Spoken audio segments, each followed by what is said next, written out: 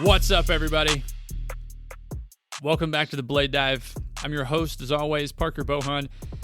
So stoked you're tuned in. 16 episodes. This is episode 16. Just, man, stoked. So stoked. And to have your support, too, along the way has been incredible. So thank you to everybody out there listening right now.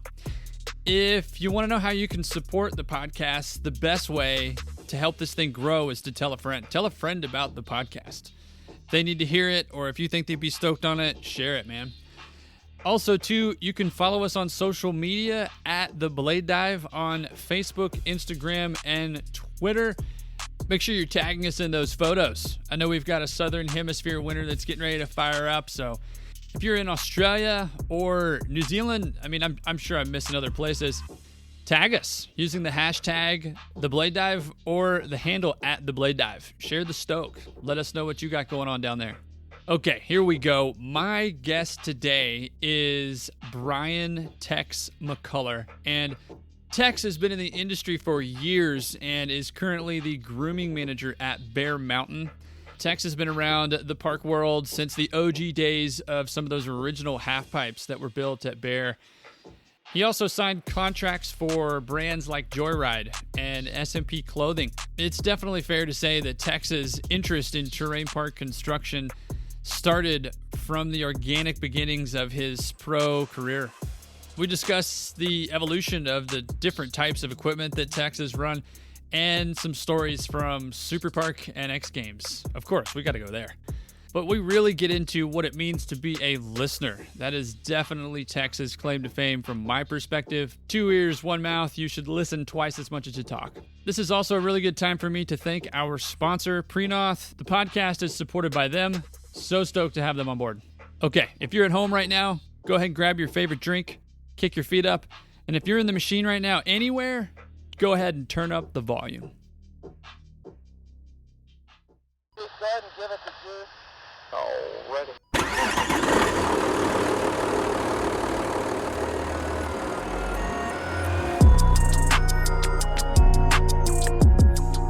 What is up, everybody? Welcome back to another episode of The Blade Dive. Man, and my guest today is, I'm super humbled, to be honest, Brian Tex McCullar. And Brian is somebody that has been around the industry for years, known as Tex through so many in the industry. But man, huge impact in just the beginning of what are and frankly will be in the future with respect to terrain parks. Tex has made impacts and been around Bear and Summit for decades, but has also contributed to massive events like Superpark, and not only create some amazing shapes, but make an impact wholeheartedly. So, Tex, stoked you're on, man. Glad to have you. Hey, Parker. Thanks for having me. And what's up, my Blade Dive peeps?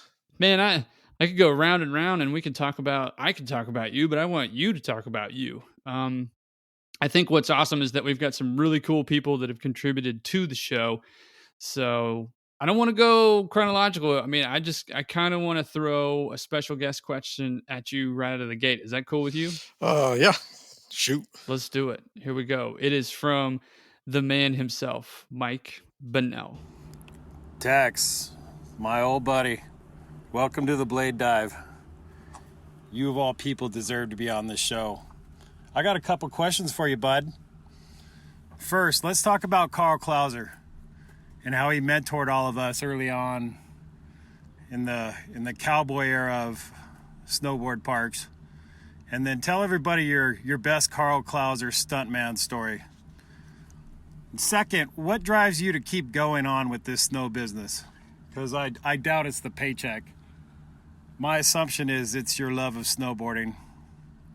Mad respect for you, Tex, and the rest of the SoCal killers. Keep up the good work. So Carl Klauser was like obsessed with pushing terrain parks and just wanted to fill every nook and cranny with a feature. But at the same time, he had a really good vision for flow and making different lines for all levels of riders, which is really important even nowadays. So yeah, he was a huge instrument in pushing what we were doing at Snow Summit and eventually Bear Mountain. That really kind of pushed us to do the best job we could. How to kind of build features, because without a lot of snowfall, we relied on snowmaking. We had to really be careful not to tear up our base, tear up the runs, just kind of run the whole run when you're building something. Try to maintain that integrity of the run without, making a mess doing a build. Like we'd go up in the summers and do like walk the run and, lay stuff out, try to get a game plan and a goal. Something we kind of gotten away from these days, but he was so into it. Like, we'd all hook up in the summer before we even started making snow and game plan and, just everybody coming up with different ideas. And, he was always stoked to listen to us and he had his ideas and, he's a very creative person and just had a different vision of seeing things like other people really couldn't see. And no, he was into it and kind of gave us the freedom to do everything we wanted to do. We had built this one line called Commando Road. It's you start from the top of the mountain, and it was this upper road of rollers, triples and doubles that Desi had built. It was just sick, and we're coming down it. It's just a single cat track coming down. And I'm coming down, hitting these doubles, and here comes this dude on a snowmobile, like almost running into me up this Commando Road, and yeah, it almost killed me. So that was Carl, like just doing crazy shit. Well, there was one time we were doing a build on a Chair 5, which was easy to close off. So if we're doing a special event, we can close it off and for the day and do a build. And Carl was kind of helping us push snow, do some bulk pushing and whatnot. And so he calls me over, like he's in a cat and I'm in a cat. And wants me to get in his cat, so I park, and he's faced the opposite way, and he just does a freaking zero turn right there. Like I'm getting ready to get out of my cat, and all of a sudden I gotta jump back in because his wing is coming by my face. And I shut the door, and he takes my mirror off What? of my snowcat. This is like a brand new snowcat, and like the look on his face was just like, oh crap. So I'm like, dude, you almost killed me. So I get in this cat, and he's like, well, I guess I'll have to drug test for that one. Like, yeah, he's just wild, dude. Like, Kind of like what he is 100 miles an hour cowboy. kind of like what Mike was talking about with the cowboy days, the cowboy era. Yeah, and Mike probably remembers more stories than I got. Like, I don't know, he's insane. What about your motivation? I thought that was really good. I mean, you've been in this game for quite some time, and I thought that was a great question for Mike to ask because he put it a pretty good way. It's obviously not for the paycheck, or so he assumes. But what drives you? Yeah, it is now. Oh. It took a while to get there, but no, really, dude, I love building and just making stuff like stoking kids out. It's like I can't ride that stuff anymore these days. I can barely even ride my snowboard anymore. But no, it's just a gratifying feeling, like just working with your crew, like coming up with some fun lines and building features and teaching people and watching them grow and get better. And just something I got decent at, and I like doing it. It's kind of a hard lifestyle as far as the hours go, but really love doing it. Yeah, I think the hard part about anything, or the difficult part rather, doing something like a equipment operations job is it is taxing on you. And you said something just a second ago, just to backtrack, but or rewind. I mean, you love stoking people out and you love building things for the kids these days that are coming up. And like the fact that you still have the eye for doing that and the ability and the skill to produce things that people are excited to ride every day. I think that's awesome. What do you think keeps that up? Is that teamwork and conversation with the people around you, like the day crew or other operations people or other operators themselves? Or is it feedback? What do you think that is? Oh, definitely feedback and working with terrain parks. Our setup at Bear is a little different because our whole park is like our mountain is more park than ski runs. So majority of our groomers are builders, and but I expect everybody to kind of do everything. So we work a lot with terrain parks to try to make a good game plan, and um, feedback is huge because I don't ride that much anymore, and even though I built however many jumps, you still need that feedback. Just like, hey, it's a little too flat, or it needs a little more pop, or it's like 5 feet too short, or can you make it a little bit longer? Like, you just need that to get it dialed in. Where back in the day, I would test it myself and ride it, and I could tell myself, and especially cutting pipes too, if I had it laid out too much or if too steep, whatever. So yeah, you definitely need Mm. some feedback, and a lot of it's trial and error. Just fine tune it, get it built, fine tune it, and keep it up, keep the maintenance up. I feel like you're the good recipient of feedback because we've chatted earlier and caught up prior to way in advance of recording this, but you're the listener. You are definitely, I feel like you're more of a sponge when it comes to accepting feedback. I'm sure there's maybe been moments where it's been a little tough to receive, but would you agree? Like when you're receiving that information, you're receptive to it? Yeah, absolutely. You got to be. And it hurts if you don't like get it right the first time. You're like, shit. All right, well, spent all night building that thing, but usually it's just some fine tuning and tweaks, so it's not a big deal. And you gotta be able to accept criticism and go out and fix it, make it right, make it fun. That's what keeps you going because now and then next time you build it, you build it like you had to fix it and get it right the first time. That's a massive piece of why I asked because you're at a place that is just a staple. I mean, it's the one of the originations of terrain parks. Anything of the sort, the existence of them, and to be the grooming manager there and you being receptive to feedback is huge. And like you said, like it stings for sure. Maybe you build it the next time you build it with the fixes in mind so that it rides the way it should. But yeah, I think that's huge that we're touching on this right now with you because it's Bear Mountain, you know? It's not that any other resort is insignificant, but massive player in the game being receptive to feedback. That's big. I think it is. Yep. Yeah, for sure, man. It's keeps the bull wheel turning. There you go, dude. I do want to jump into Tex and who you are. And first off, I got to know, man, the nickname. Where did it come from? Tex, the nickname. Probably, maybe obvious. I don't know, but where? Where'd that come from? Yeah.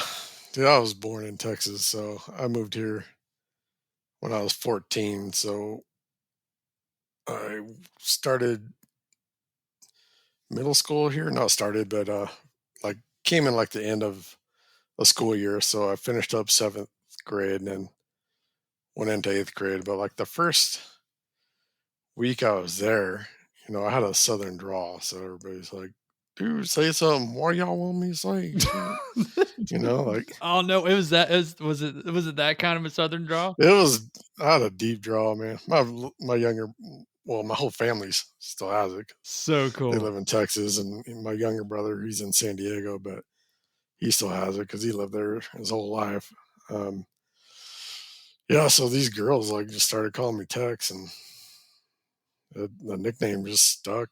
Like I lost my accent, maybe got a little bit, but yeah, it's where I was born, where I'm from. I still hear it, man. I'm from I'm from Tennessee, so I'm sure you can maybe hear mine a little bit, but mine's more of like that southeastern. It's not really a draw, so to speak. It's more of like a laziness. That's kind of what I feel like. Yeah. Right. Yeah. We got draws down in Texas. Yeah, I feel like the draw can be enunciated though. Like the Tennessee Yeah. language is just like, you know, how can I put this without people punching me in the comments? But it's like y'all you ain't used to kid, and I mean that's kind of you say it fast, but you don't enunciate really the whole word. And so it's kind of Right. like you're Yeah. trying to be sophisticated but lazy at the same time. Versus where I feel like the Southern draw, there's tension behind it.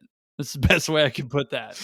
Yeah. Yeah. There's some There's passion. some passion, exactly, versus where Tennessee is, super quick to judge here, but at the same token, it's almost as if they're not trying to be heard. I don't know, Yeah. but I grew up with a little bit of it, so I definitely hear it in yours. So mad respect to the family and the folks down in Texas hearing this right now and listening to them. Stoked on that Southern draw. I wish I would have Yeah. grown up with that. I've been stoked on that. Nah, it was cool. I dig it. I love talking to my family. That's rad, man. What's so speaking of family and the southern state of Texas, man, maybe what was it like growing up as Tex in Texas? So I was born in Borger, Texas. Borger with a G. It's up just north of Amarillo, home of the big Texan, where you can get a big ass steak, like 100 million ounces or something. Wait a minute. So Borger is the home of that steak, No, or is Amarillo Amarillo? is No, wow, how the big was big that the steak? big Texan. It's like a 69-ounce steak or something. Damn. Uh, I've driven through Amarillo's off of 40, right? Yeah, so yeah, Yeah. you can hit the 40 from here in SoCal and just drive all the way there. Dude, yeah. Didn't ever make it to that place, but yeah, no, Amarillo, yeah, definitely has some places to eat for sure. Yeah. Crazy, crazy. That's a huge steak. Yeah, it's giant. So, anyways, that's up in the Panhandle. So not too much snow. It did snow there, but it's super flat and a lot of tornadoes. I remember one time me and my cousin were out, and there's like a tornado. It's pretty far away, but there's like softball size hail balls falling down, and we thought it'd be cool to go and run around out there in it. Luckily, we didn't get pummeled, but Wait, what? Oh, but there was literally a tornado, and you're going outside softball oh size yeah, hail, and you're dude, stoked. yeah. Well, How you old were see a you? tornado. It must have been like 8 years old or something, maybe 9. Heck yeah, No, it was pretty loose back then. Like it was crazy. dude. I mean, how big was the tornado? I'm going way off topic here. Tangents every sentence, but I just want it. So there's a tornado. You're stoked, but the tornado is far away, and you're just Yeah, out there with a yeah, we're softball way size out of the hail. clear. I think it ended up actually going through my grandma's backyard and knocking Oh down a damn! shed, but it wasn't like one of those big wide tornadoes. It's like one of those super tiny, like freaking tornadoes. Like not tiny, but like the smaller ones have more Like power than the big ones. like a little But F1 or something. yeah, I don't even know, like F3 or I don't even know how they categorize them anymore. It's been so I feel long. like F3 is kind of big, Tex. Yeah, Damn, dude. but That's awesome. yeah, it's definitely gets your adrenaline going. It's crazy. I would say so. Sorry to knock you off tangent. I say awesome from the perspective of like I've never been around anything like that, so my ignorance is definitely my bliss right now. Oh, dude, that's scarier than anything, especially at night. I Like bet. when there's tornado warnings going off because you don't know where it is. Like it could be taking down your house here pretty quick. So you just go find a storm cellar and jump in it. Did you have a storm cellar at your house? Not at my parents' house. We had some neighbors that had one, and then when I moved to live with my cousins, they had one. So yeah, a lot of people have them, keep them stocked up with food and stuff, and Cool. usually it blows by pretty quick. So you just go run in there and wait for it to go by, and then you're good to go. Hell yeah. That's probably how I would have tried to picture it at 8 years old, man. Gosh, that's intense. I've never experienced anything like that. And so, yeah, again, like my ignorance is my bliss there. Yeah. I can't imagine like softball size hail just coming down and looking at it, smashing the car window and just going, well, Dude. that's why I got insurance, I guess. Damn. Yep. Oh, Yeah, that's man. gnarly. Yeah, you really put that into perspective there. That's heavy. Yeah. Other than that, we just as kids, just hung out. My being from Texas, my family was really into my dad and his cousins were into hunting and fishing, and so we did a lot of that and riding bikes, whatnot, just doing kid stuff, catching rattlesnakes. Not a whole lot to do there, really. There's no ski resorts or much to do. It's just flat and go find something to do. Another tangent. Were you ever able to successfully catch a rattlesnake and not get bitten?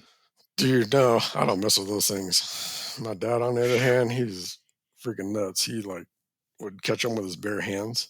Dude, yeah, he got bit a few times, but Wow. I guess he just gets sick and get over it. Dang. Well, that's intense too. But yeah, I've only ever seen a couple rattlesnakes out. Again, my ignorance is my bliss there. But this is incredible. I'm just tuned in right now. I had to go back to the rattlesnake thing really quick just because, holy cow, you're catching rattlesnakes with bare hands. That's props to your dad there. Yeah, he was gnarly. But my cousins they're all into catching rattlesnakes, and we got quite a few up here. But I'm not that dude that goes catches rattlesnakes. Like Yeah, me I'd either. rather stay away and not get bit. There, no, that's about it. Just not a lot to do there.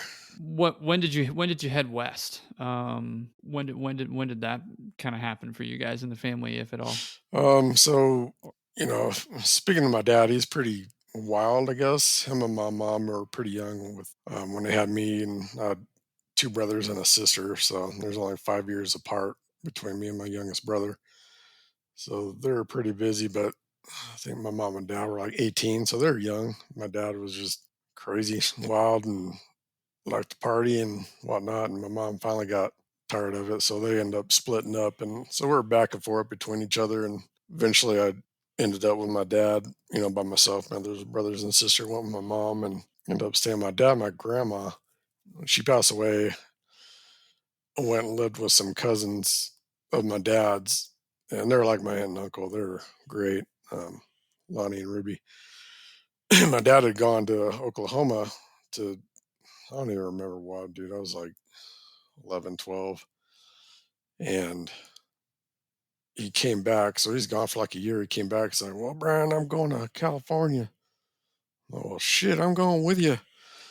Because, I didn't want him leaving me again. Like, I love my dad. I want to hang out with him. So we got in his truck, and he was going out there with a buddy of his that knew some people out there. So we're jumping this 1970s Dodge pickup, three on the tree, and like he had like rebuilt the motor and straight piped it, so it was loud as hell. And so we just hillbillied it out to California, and we pull up. It's on my 13th birthday. We pull into Hollywood and end up in Laurel Canyon, which there's a ton of Laurel Canyon stories in Hollywood. There's quite the interesting people there.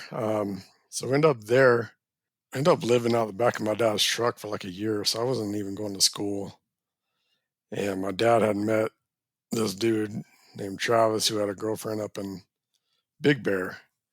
So he's like, "Oh, dude, you guys should come up." And so we're like, my dad's like, "Hell yeah!" We'll go up there and go up to Big Bear. And so we stay the week and whatever. And she ends up, offering my dad like, "Hey, if you want, he can stay here and get in school and until you get on your feet or whatever." And I knew I needed to go to school. I'd missed a year and wasn't really probably the most responsible thing for my dad to do, but I wasn't worried. So end up staying up, and they took me in kind of like their own, as a son to her, and she had some kids too, so they're like my brothers and sister. And so I ended up going through middle school and through high school. My dad obviously never got his shit together. He did come up to Big Bear for a bit, but then it took off again, and yeah, ended up in Big Bear and been here ever since. Damn. Was that something that you look back on now and you kind of go, I can't believe I did that? Or are you looking back on it now going, man, that made me tough, or that made me kind of who I am today? Does that thought ever kind of go through your mind? I gotta ask. I look back on it like, dude, my dad was not responsible. Like being a parent now, I'm like, dude, that was messed up. But not at the time. I was young. I didn't worry. I wasn't scared. Nothing. I just knew everything was going to be cool. And I've always been that way. I guess my whole life. Just try not to sweat and stress. Just everything will work out, and everything always does if you believe it will. I think. So you were definitely kind of like me with the tornadoes and the rattlesnakes. Just the ignorance is your bliss, and keeping your cool was easy. Being happy and stoked on the things that were right in front of you, the small things of just being with your dad, being out there in California, and being around it.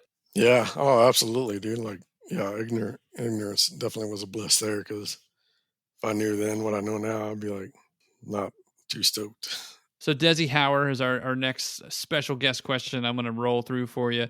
Desi has contributed, so I'm going to sprinkle in Desi all throughout the episode. So Sweet. all right. So this question is more of an inquiry or kind of a favor from Desi. So I'm gonna play it for you now. Here we go. Tex, please never take me off of the Christmas cookie list.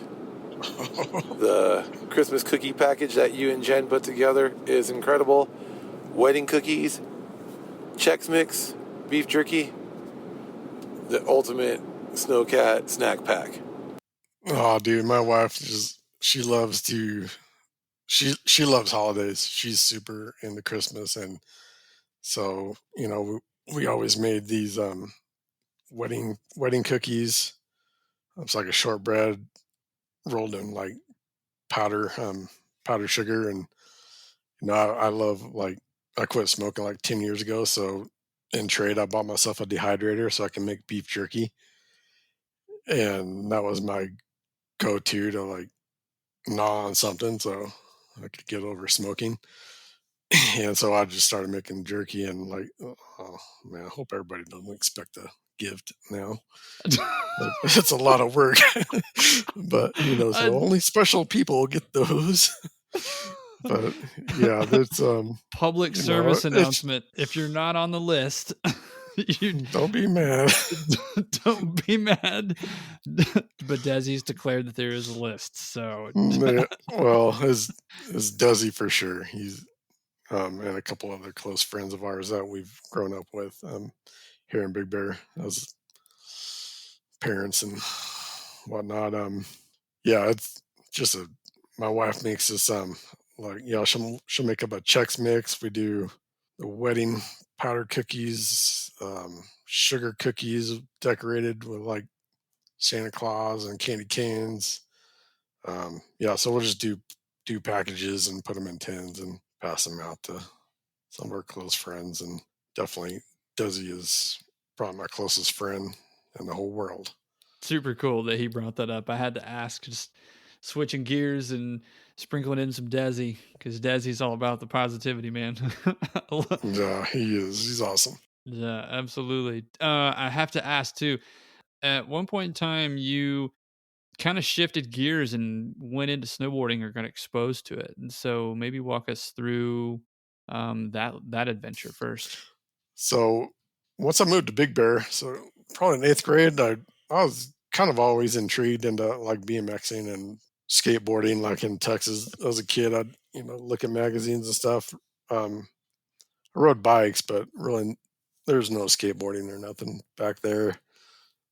So I had befriended some of my friends from 8th grade. We're getting into skating, and that's something I always wanted to do. So I liked it and got into it, and pretty much skated through my whole high school years. But so got into skating that summer, and that winter, I don't know, the ski resorts really intrigued me. I wanted to try skiing. So that winter, I gave it a try and kind of learned. I sucked. But halfway through the season, I think it was like 89, I ended up getting a job at Snow Summit with children's ski school. So I could get a pass so I could go skiing. Dude, I was into skateboard, and I saw these like dudes on snowboards. It was Tom Sims and some of my friends to this day, like Neil Drake, Sean Snoke, Rest in peace, Sean. Love you, man. Chad Kropke, Vitch Hutchinson, Vic, and the Kropke brothers, dude, just shredding, like laying carves down with Tom Sims, like decked out in Sims outfits, like mesmerized. Like, dude, I want to do that. Like, that looks freaking awesome. Like, but in my Southern draw voice, I did that. And so I tried snowboarding. I rented a board from my work, as a Burton Cruiser, I think, like a 160, who God knows what, huge board for me. And it was not very forgiving. It was an icy night. And dude, I just beat myself up so bad. Like I just couldn't get it. And I was like, man, I am not doing this again. I was beat up. And I had a friend, she had a couple Sims boards. She had a pocket knife and a switchblade or something. She's like, try this one out, like, all right, cool. I'll take it out. And like, for some reason, something clicked, I just picked it up right away and was linking turns and finding little bumps, like doing methods off them. Cause I was, love hitting launch ramps on my skateboard. So I already kind of had that feeling down. Dude, from then on, I was just hooked. Like, I just want to snowboard every day. And eventually got good enough to like start teaching snowboarding and got into snowboarding instructing. So yeah, I just lived it, loved it. I feel like there's always that story that you never really forget, of being introduced to it. And so I had to ask, because you're around a place like Snow Summit, and at that time where, really that creativeness that you could express or get into just by going down a hill on a piece of wood, it had to be somewhat freeing at some point in time for anybody that kind of experiences it for the first time. And I know I did. I definitely, man, I beat myself to death. Like you telling it and describing it like that and going, dude, I'm not, Yeah. and I know other people have too on the show. Like I remember Jess Riccitelli talking to it like that and just going, yeah, I just kind of came back bruised and battered, and my parents were cool with that. And I mean, I remember definitely just getting beat up and going, yeah, I'm into that. That's cool. I can definitely work at that a little bit and get better at it. I don't necessarily have to be like pro, but that is something I want to get into with you. Is you had a pro riding career that was pretty cool. You got to go to some cool places, get paid by some people to snowboard. Maybe fill us in on that journey. Yeah. So yeah, that was pretty cool. I didn't, it wasn't really my goal, something I was looking forward to do, but it just kind of came about. So probably it might have been a little after high school, my senior year, and after high school, um, we always did these USCSA events, and I just did them for fun, just because see what kind of stuff we could get from the raffles and shit we could win and whatnot, and it was all friendly competition with all our friends, and everybody kind of just was rooting for each other and just go out and have fun and shred. And I think it was '94. I ended up going to nationals, and I rode for this board company that was trying to like do their own thing, make their own boards and stuff, and they're end up needing the board and it snapped, and like it was just not working out. So my buddy, actually Carl's son Corey, rode for LibTech, and he had a spare deck. He's like, dude, you can ride this, man. And dude, it was like the fucking raddest board I ever rode in my life. Like I rode so good during that contest, like during the nationals. Like I was just, I don't know. It was just, you're in a zone and everything just links up and just works out. But ended up winning like first overall freestyle, like sixth in pipe or something. But after that, I got picked up from S&P Clothing, which back then they were pretty big down here. South Mission Posse, 6 Million Power, Smoke More Pot. There's whatever it meant. Who knows? It was a whole thing. So many acronyms that apply. Yeah, there's a shirt for all kinds of different ones. Like it was pretty cool. So, Yeah. you know, a lot being in SoCal, I end up meeting a lot of industry people. Um, Knew guys from Joyride. I got picked up by them. So I ended up signing a contract with Joyride and SMP. Um, I was getting stuff from Dragon Optics and Utility Board Shop was a shop down the hill that I was riding for. Good friends, awesome dudes, and end up, yeah, just getting paid to snowboard, and it was like crazy. I was stoked. Can we talk about the era of the half pipe, and it still is very prevalent. The half pipe is, but there's just not that many of them anymore. But I gotta ask, were competitions and kind of that half pipe venue more of how you got your foot in the door? I mean, you mentioned competing and doing the nationals thing or USASA events, but was that kind of your venue for really standing out the half pipe, or was it elsewhere? Oh no, I was a pipe jock, dude. I love riding pipe. Um, from the days we were hand digging the pipe, at the top of Chair 6 at Summit. Yeah, I just loved riding pipe. And it's kind of why I got into building pipes um, with Benell. It was, I loved slope sawtooth and free riding. So I try to do a little bit of everything, not just one discipline. I think each one made each thing better. Like the better you got at free riding, the better you got at pipe riding. So I thought it was important to kind of just do it all. So, and I have to ask too, from Benell's episode 3, he was talking about some, access to the cutter, and then obviously lights, and then there were some like, hangout moments that happened, and the homies got to come shred the pipe. Kind of going back to the, not necessarily the Christmas cookie list, but if you knew, you knew, and you didn't, then were you ever a part of those? Oh yeah, dude. Hell yeah, it was. Like, Oh yeah, yeah. man. We at that Yeah. time we had converted the pipe next to Westridge um, to an 18-foot. So we had or maybe it was 17. We had a HPG that we cut the pipe with, so it was no longer a 13-footer, and it still had the Harouche line, the lights. So yeah, man, we get up there and try to cut that thing in the slush, get a nice finish, clean it up, let it sit up a bit, and then just call the compressor house. Hey, I need the lights on in the half pipe. They don't know what's going on, so they're like, yeah, no problem.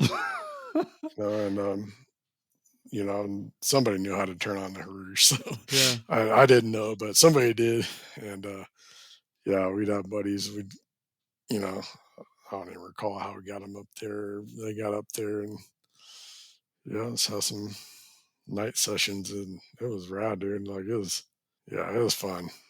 Good times for sure. And those who got to partake were stoked. Yeah, to say the least. Who, what, maybe other than who, like we kind of know the who, but between you and Mike being up there, maybe what's one of your fondest memories about doing stuff like that, like last minute, turning the lights on, getting a good cut in the slush? You got a moment from there you remember? Um, yeah, there was one night, man. We just like, I don't think Mike was there, but I cut the pipe and kind of got it set up. And yeah, it was like me, Desi, Jeremiah, Frank Graham, Corey Clauser, like some other cats there. And, we just brought some beers. We like set up a cat blade, towards the bottom of the pipe up on the deck so you could get up and hit the blade. And I always had a good time shredding that night. It was super fun. Yeah, I definitely remember that night. It was good times. And no photos of that at all. So it's like it didn't even happen. Dude, there's no cell phones in. Somebody might have a Yeah. Polaroid somewhere, a Yeah. picture. Like, no, it was Somebody's no. got a Hasselblad image of that. Yeah, Dude, somebody I might have mean, something, that's, but it was good times. yeah, maybe those moments are the best moments, the moments that aren't really captured on film, so that you're the only one, and now there are other people that will know about it. But Yeah. yeah, like visually, like that's, the specifics and you're helping us out with those. But at that point in time, when you're riding the pipe and you're sliding the blade, or you're just there at night with the lights on, and that was what, like late 80s, early 90s. Yeah, definitely early 90s. Early 90s. Actually, Yeah. like mid 90s, Mid late 90s. 90s. Yeah, I think I got into grooming after Mike did, so that was a little later But in the game. yeah, what an experience though. Like what a time to be alive. Like that sounds just sick. I mean, Yeah, dude, it was like those were good times back then, man. I miss them. Just the events like they used to throw, the board aid, like all kinds of stuff, man. It was crazy. It was fun. what was maybe one of your coolest memories from your pro career? Dude, definitely the first paycheck I got. I was like, dude, I'm getting paid to snowboard. This is cool. Like, yeah, that was a pretty rad feeling. And it wasn't a lot, like, nothing like kids are making these days. Like barely enough to even get by on a month. So, so I still had to like try and work and make some money, get by. But no, it was pretty cool. And then, going just being invited to do some photo shoots and contests and hit some other resorts that I really never got to go to. So, that was pretty cool, pretty fun. And at one point in time, you got to go to Japan too, right? Yeah, that was before um, riding pro. I was 18, 19 years old, 18. So I was on like Sims had like this rep team, like they didn't pay or nothing, but we got floated snowboards. And I don't know, they had something going in Japan. And so me and my friend Sean Snoke and Neil Drake got invited to go. And so I had to hurry up, dude. I'm like, I have no like parental like help or nothing. So I'm like, oh fuck, how do I get a passport? What I gotta do? Like, so I get it figured out. I get my passport, and Sean's dad drives us down to LAX, and dude, I'd never been on an airplane before in my life, and my first flight was Japan for like 11 hours over the ocean. Damn. So I was like tripping out. I was like, dude, this is nuts. Like, this is crazy. So, but it was cool. What was the like the food on the way to Japan when you were doing that for the first time at that age, and that's your first flight? Were you going, you're 18, 19, and were you trying out the food on the airplane, or were you just like, put me down on the ground right now? I don't want to be in this thing right now. I want to snowboard. No, I was good to eat, man. That was cool. Like, we didn't have like iPods or nothing back then. So like, I think Neil had a Walkman or something, so he let me borrow it every now and then, listen to music. But no, I was cool. Like once we took off and we were cruising, like it was pretty mellow. There was like 3 movies that we got to watch. I don't even remember what they were, but so I wasn't too scared. It was pretty chill. It was just long, dude. Like the longest plane ride ever. I don't even remember my first flight, but it definitely wasn't that. So, I mean, that's super cool. Humbling at the same time too. Hey, my first plane flight ever, and then getting my passport too is all going to happen via me, and I'm going to work all that out. But yeah, I'm going to jump on this plane and make this happen too real quick. Don't worry about it. I got it. Yep. That's crazy, man. No, it was fun, dude. Unbelievable. So we end up staying in Tokyo for a week. So we had a dude that he spoke really good English and Japanese, so he pretty much took us around everywhere and took care of us. And so we're at this trade show in Tokyo, some underground city. Like it was a whole McDonald's and like this whole city underneath the streets. It was crazy. So that was cool. Wow. But then it was pretty funny. Like at the trade show, like I see all these people in line. I'm like, dude, what the hell's going on? Like, and they're all in line for the Sims booth or whatever to get autographs from Sean and Neil. And I'm like, dude, I'm like hiding somewhere. I'm not doing this. It was pretty funny because we were like nobody. It's like, dude, why do they want an autograph? Like, what? It was weird. I don't even think they knew what they were standing in line for. There's like, some pro snowboarder, I'll get their autograph. And like it went like all the way around the whole freaking trade show. It was pretty funny.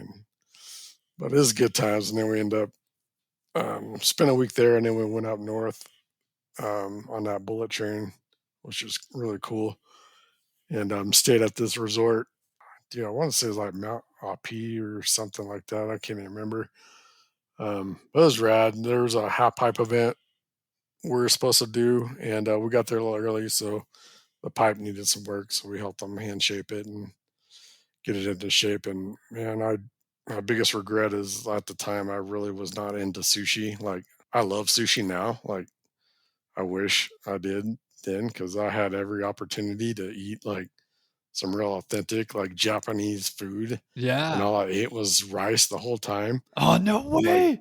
dude, I want something cooked. Like the last night, we actually got some salmon and like a little fondue cooker thing, and got to like cook our dinner. So I ate that, but Uh, like knowing now, like I'm like, man, because I love freaking sushi now. I'm like, dude, I missed out. Like I'll never get that again, probably. yeah, I mean, shoot, we talk about food all the time on the Blade Dive. If you got a foreign experience like that, man, but like I mean, sashimi and the nigiri or whatever like the solid piece of fish on the rice or just the fish in general. Yeah, I would have been. I gotta ask, man. Like, so you just did rice and you didn't even try. You didn't even. No, I didn't even try, dude. I was like, nope. Zip lips. Like, I'm living on rice for a week. What is that you're putting in front of me? I'm not gonna eat that. And I don't think they really appreciated that. Ugh. I feel bad to this day. I'm like, man, I should at least tried it. But I will now, though. They have me back. I was gonna say we gotta get Tex back to Japan and get him some proper sushi from Japan. Let's make that happen. Oh, please. Expensive plane ticket. Let's start a GoFundMe. Who's doing it? Oh man, Yep. dude, that's a really cool story. Okay, Tex. So I said that I was going to sprinkle in a little bit of Desi throughout the episode, and here is special guest question number 2 from Desi Hauer. Let's play a game of pick a number. All right, Tex, pick a number between 1 and 1,000. Try to guess the number that I'm thinking. I'm going to give you 3 clues. Funny video. Fuel tank. Oh, shit. Ah, shit. Go ahead and pick a number. Oh, dude. If you said 340, you're a winner. That's hilarious. I was going to say 340.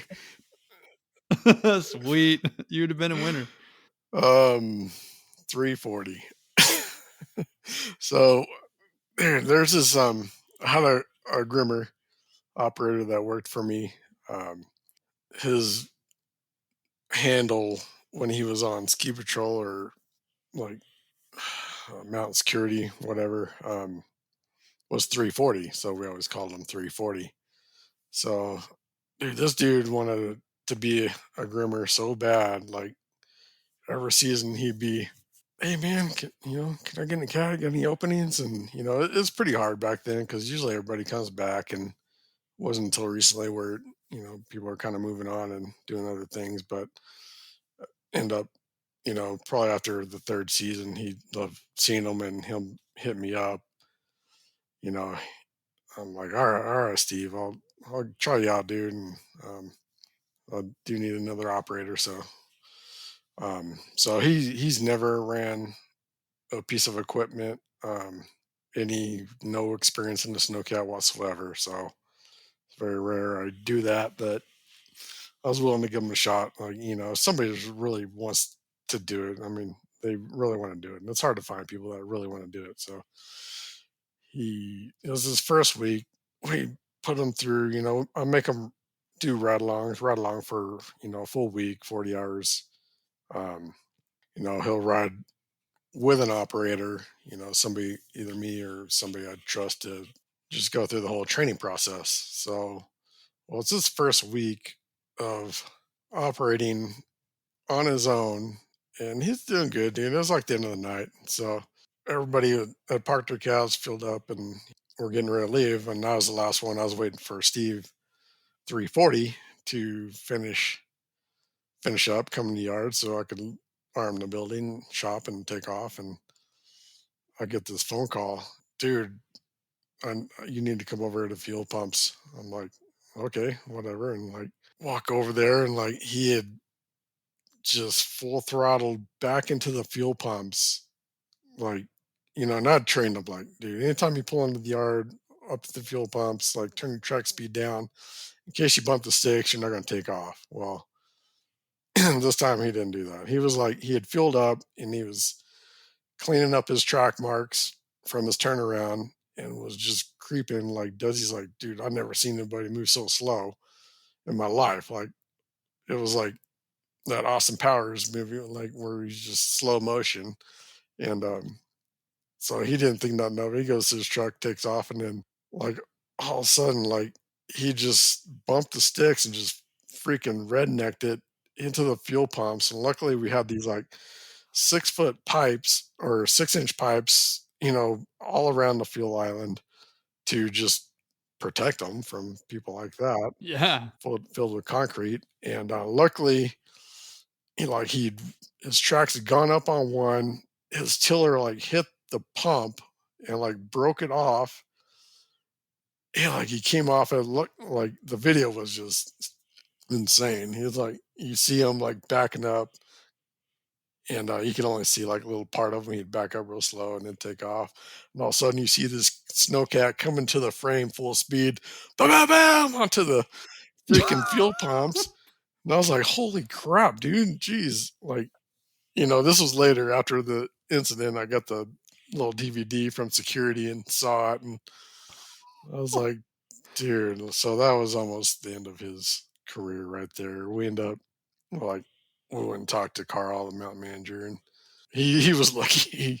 He thought his career was over right there. It was his first week, and all he wanted to do was be a groomer, and that was his whole life longing thing to be. And he ended up actually working out to be a pretty good hand and a decent operator, but he learned pretty quick. Yeah, turn that track speed down, dude. Like, that was pretty crazy. So every time it wasn't even a name anymore. It was like, yo, what up, 340? 340, yeah. Man. All you hear is like just this voice is like, oh shit. And that's him backing over the freaking fuel pumps. Oh man. Yeah. Oh, well, at least there wasn't any denying there was an admission that had to happen there. I would, if you make a mistake, people, let's own up to it. Yep. I do want to know, thanks again, big shout out to Desi for contributing. We'll definitely sprinkle in some more Desi. But you've had this really cool, I think it's cool because it's you, it's your story, it's original, and it is your journey. But Texas, and then going to California, doing what you had to do to get up to Bear, get your shot at getting in the machine and doing all that after your career and your snowboarding, and figuring out what you liked and what you thought was maybe sustainable. But before maybe we jump into that, I want to know maybe what's one thing about you that defines you and maybe has nothing to do with equipment operations. Well, until now, I wasn't really a big talker. Yeah, I could do a whole road trip without saying 2 words, and my wife hates it because I don't know. I'm content on just kind of listening and observing and just contemplating or just spacing off. And no, I just kind of never really been one to like have to throw my 2 cents in every time there's a conversation. But especially when I'm around like people, my seniors or whatever, people I've looked up to and learned, just kind of take in what they have to say, and don't have to be a know-it-all. When we were catching up and kind of dissecting that, I've said it before, but kind of two ears and one mouth, and you should listen twice as much as you talk. To everybody that's listening right now, and those people that are the operators that are maybe around those managers or people, I said it just when we were just taking a break for a second, that sometimes I often find myself when I'm around people that are just intense, that I end up trying to mold myself into talking faster, just so that the conversation is up to pace or on par with what they want to do. And gosh, I find that that's not really the real me. Um, so I maybe to pivot and ask another question to piggyback that one would be listening. And we just talked about an accident that happened at the expense of 340. Shout out to 340. But Aloha. aloha. He's in Hawaii now. Oh, well, jealous of that. Jokes Right. on us. Yeah. um Right. Yeah. but the listening piece is super important, and I think a lot of I really, maybe this is your opportunity to talk to all the people that want to be the talkers out there, and that listening is your biggest advocate for yourself. Yeah, you don't really need to, there's no one to impress. Listen and learn, do the best job you can, and let your product do the speaking for you. And it's always good to, you know, speak up in discussions where, you're game planning and, trying to set a plan and goals and whatnot. But yeah, you don't always have to throw in your 2 cents every time you're talking about something or be a know-it-all. Ooh, there you go. I was gonna, yeah, took it right out of my mouth. The having the answer. Yeah, there you go.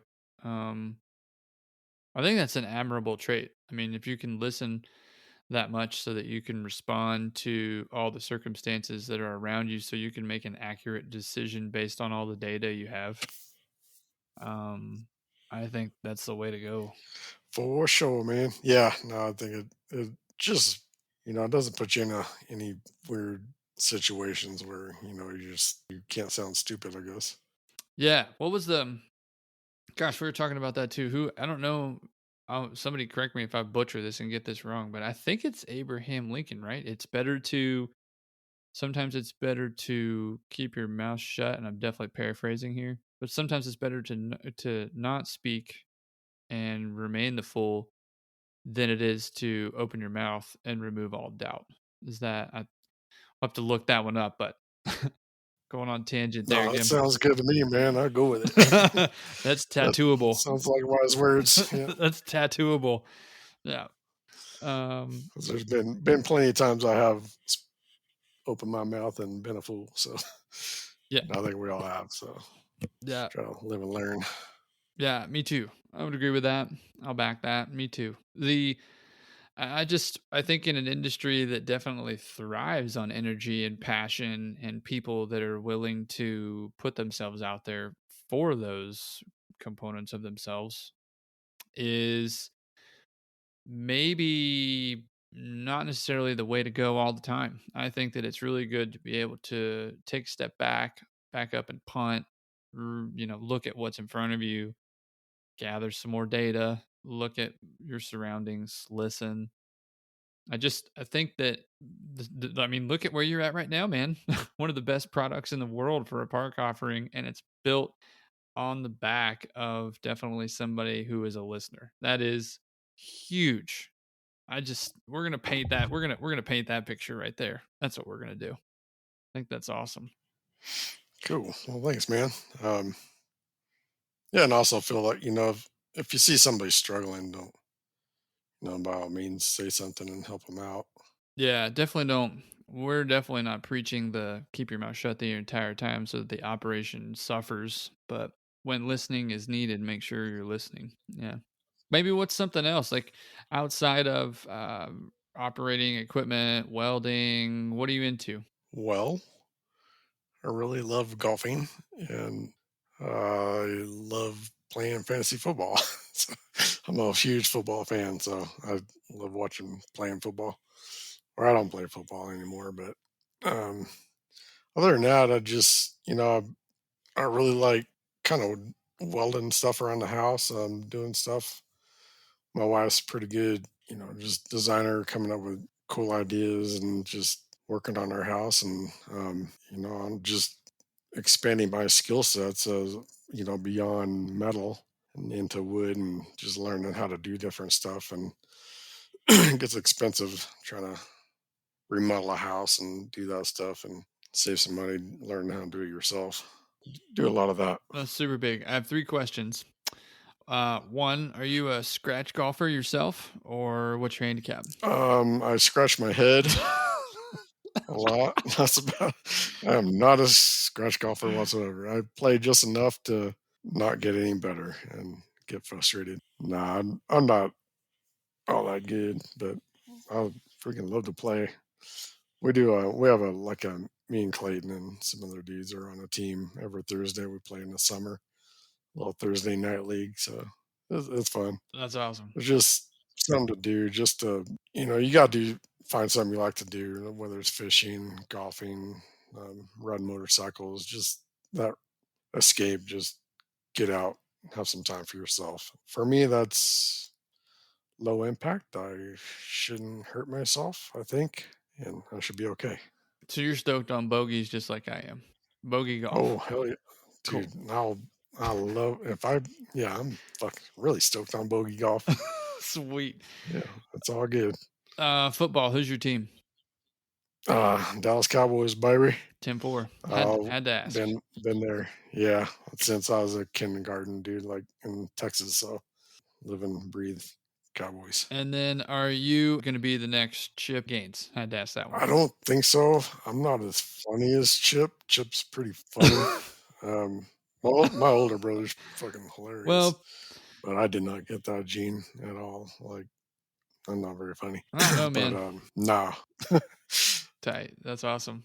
I do want to pivot a little bit with a question and go down the line and kind of get into, whether really what that picture looked like getting into the machine, because we talked about your pro career and your writing and a lot of kind of the highlights. And I didn't really want to go chronologically with you because of that. And so I'm grateful you were willing to jump around a bit, but getting there and you're maybe coming off of the pro career, maybe that's a correct statement or not. Maybe you were trying to figure out something that was sustainable, maybe not that either. But what did it look like?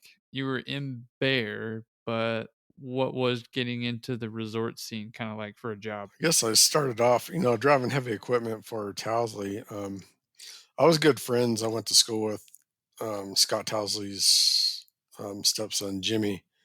We were good friends, and he had gone to work for Scott one summer, and dude just came back with his like badass freaking black Dodge Ram truck, and I think I was still riding pro, but it really wasn't enough to get by. And I'm like, dude, I gotta figure out something. Man. I gotta make some more money, and I'd like to try that out. Go to work, and so I went and hit up Scott. He ended up hiring me, bring me on as a laborer for $8 an hour.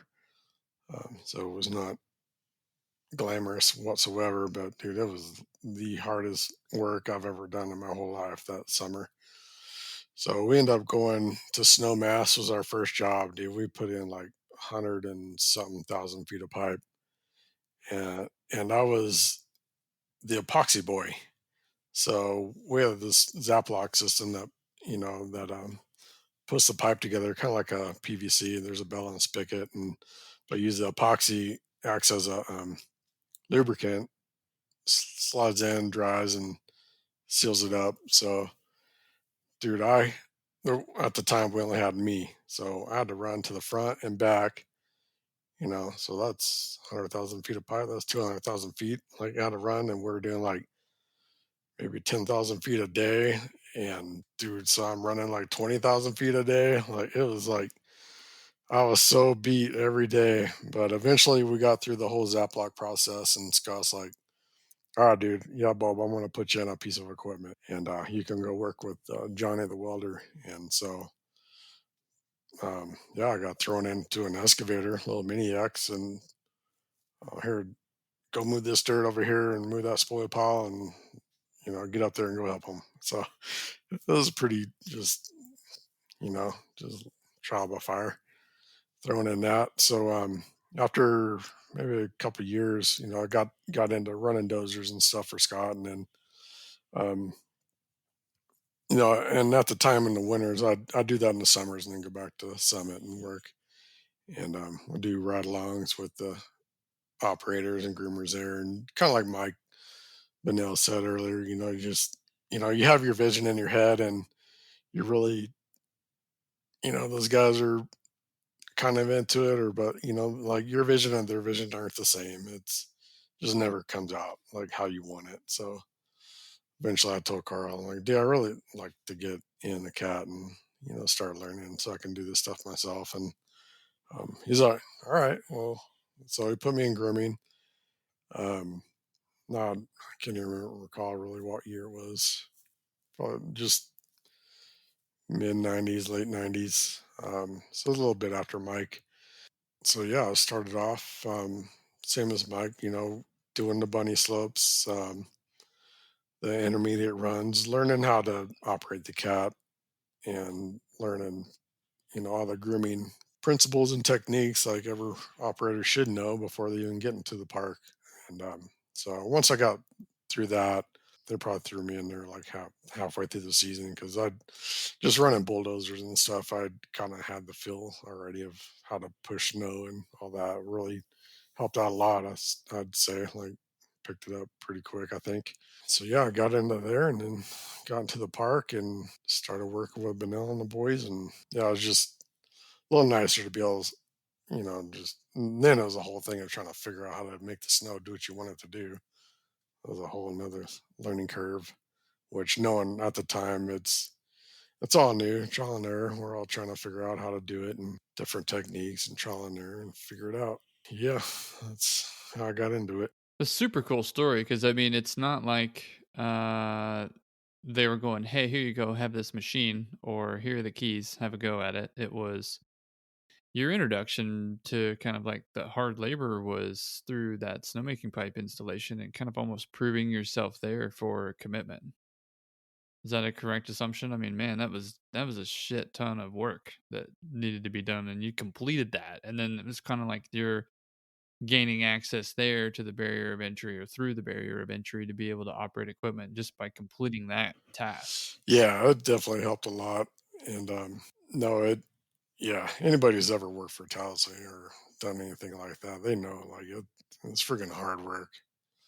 And really, at the time, really didn't get rich doing it. But it was a good life skills thing to learn. And for me, I started college, but got bored of it as soon as it snowed. I dropped out and went snowboarding, and I wasn't going the college route, so I needed to figure something out. And um, yeah, that working for Towsley pretty much got me where I am today, like with the resorts, and got me, and they, gave me a special skill set a lot of people didn't have working for resorts. Yeah, and that's a separator for sure. I think that any kind of information or skill set that you can develop through school, if that's your route, or if it's hands-on, that's definitely something that sets you apart from somebody else that may be interested in the job. But I think passion can be a part of it. I've said before though too, like I'm not really a fan of people using their passion to justify an apology. I think apologies are definitely sorry and one and done and you're out. I don't think excuses are any good during apologies, but the I I do want to know kind of what you mentioned Benell, and I'd like to talk about Tom Jenkins and what that was like working for them and your experience there. Yeah, Benell, dude, that dude is like my big brother. Like he's a couple years older than me, so man, he could like do anything. Like dude, he built that cop car and the old like East Y snowboard park when we had that set up.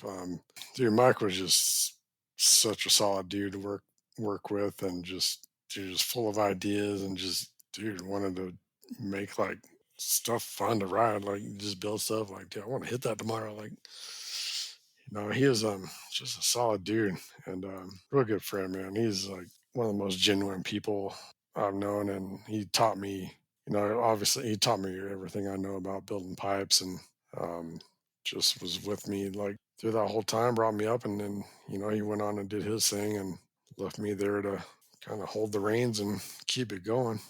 And Tom Jenkins, if you want a visual of Tom, picture this dude coming out of a service road on a quad, no shirt on, cigarette in his mouth, no helmet, chainsaw on the front, like just old school, like Clint Eastwood style, like just old school. Like he's like so cool, dude. He was, you know, so humble. Like he didn't think he was a shit, like didn't give a shit. He if you wanted to know something, he'd tell you and teach you and help you out. Not selfish whatsoever, but dude's such an awesome operator, and didn't brag about it, didn't like care if anybody thought he was a shit or not. He just did his job. And, the dude, when I worked for him at Summit at the time, that's where I started, learning from Tom and some of the older guys there. And I remember one winter he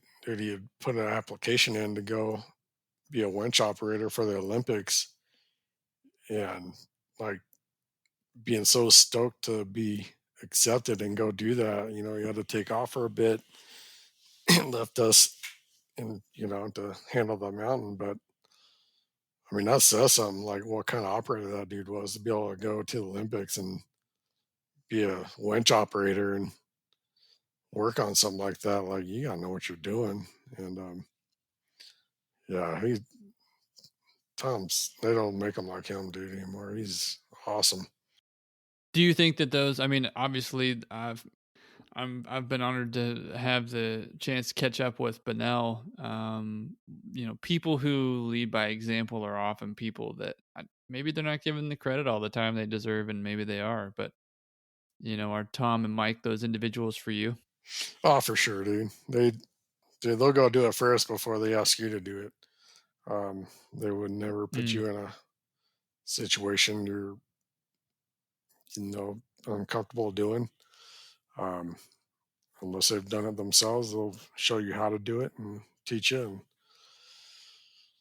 yeah, they don't expect any praise. They just, want to kind of pass on the knowledge and keep it going. That's how we evolve doing what we do. If we don't share our knowledge, then we're not going to get any better.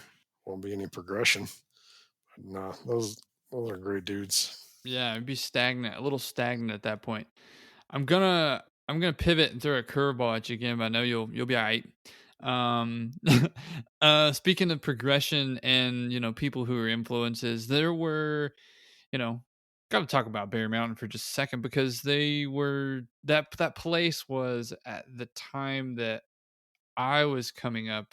That latter part, the later era. I mean, I remember seeing movies like No Big Deal and Feature Factory and A Walk in the Park, and events like Hot Dogs and Handrails. I got to be at Hot Dogs and Handrails one year just as a participant in the audience. That was it. Which was incredible, because I'm seeing this thing that's down low, like where the scene, like down low. I'm seeing this thing called the scene. Everybody who knows the scene, I'm gonna let Tex talk about it, but I think there's just this in those movies. There are all these features that are amazing, but the scene down low to me was just this pinnacle of holy shit. This place has a portion of their whole mountain, obviously, but a portion is dedicated to, I mean, like if you've been to Mammoth, you've got like, showcase at the bottom, bottom jump, whatever you want to call it. It's right over by the chair, but the scene is literally right there in front of the deck. And so everybody that's out there just drinking their beer, eating their food, or what have you, there's like typically when I've seen it before where there's been like 4 or 5 features, could be a stall feature, whatever it is, like ending there, but they could be all down rails too. Like it changed. I feel like it changed a lot. Just through the different things that were coming out, movies or edits like Sunday in the Park, but the media machine that place still is, and what you guys are producing there is nuts. Like it's literally it is evolution in itself all the time. There's so many new concepts for features that are coming out of there, and comparison, man, was taking over at that point in time when I was witnessing all these things being created, and I was going, man, why can't we do things like that? How is that possible? How are they doing that? What does that look like? Once you kind of speak to that a little bit, that's where I'm pivoting to, landing the plane and getting to my point. I mean, you have this canvas, and yeah, you definitely you definitely enjoy building pipes back in the day, but I mean, what was it like? I'm trying to unpack a whole lot here, and I'll have to edit it in post, but if I was to land the question on one question, it would be, you've got hot dogs and handrails. You've made movies at this place. You've definitely established yourself or Bear Mountain has, as the it place for park riding. What was that? What was that like participating in that as an operator? Dude, it's pretty awesome. Like, and dude, all that credit's got to go to marketing and terrain parks, and collaborating with us. And, um, we all work together. And, I think, I don't know, everybody I'm sure knows who Clayton is, but he does an awesome job, dude. Just coming up like every year, like hot dogs and handrails. We'll build signature features and, you know, and introduce them at hot dogs and handrails, and these features will end up on the hill. And, that's part of every season how it went. And, yeah, just terrain parks is awesome, dude, about just, keeping everything fresh, dude. You don't just throw something in and leave it there all season. You got to change it up and switch it out and just keep it new. And marketing is really awesome about staying on top. Like as soon as they see something new in, or terrain parks will tip them off, they're out there shooting it, filming it. And it's important, for the kids and for marketing. And just you got to keep things fresh, man. Like nobody wants to hit the same shit every day. Like give us something new and keep the stoke alive. Keep the stoke alive. I have to ask too. I'm going to pivot again. Did you ever test any of the features yourself? Did you ever weld the rail, put it in for hot dogs, and then go ride it? Dude, I never did. Like our terrain parks is freaking awesome, dude. Like back in the day, I think I built the first Freedom Rail. Tyrone might claim it, but I'm pretty sure I did it. But Tyrone did a lot of shit. But I only built a couple. Wait, and the Freedom Rail is the big flag, right? Yeah, the big flag. At, yep. That was at Summit. Super tall. Pre-bear, yeah. Super tall.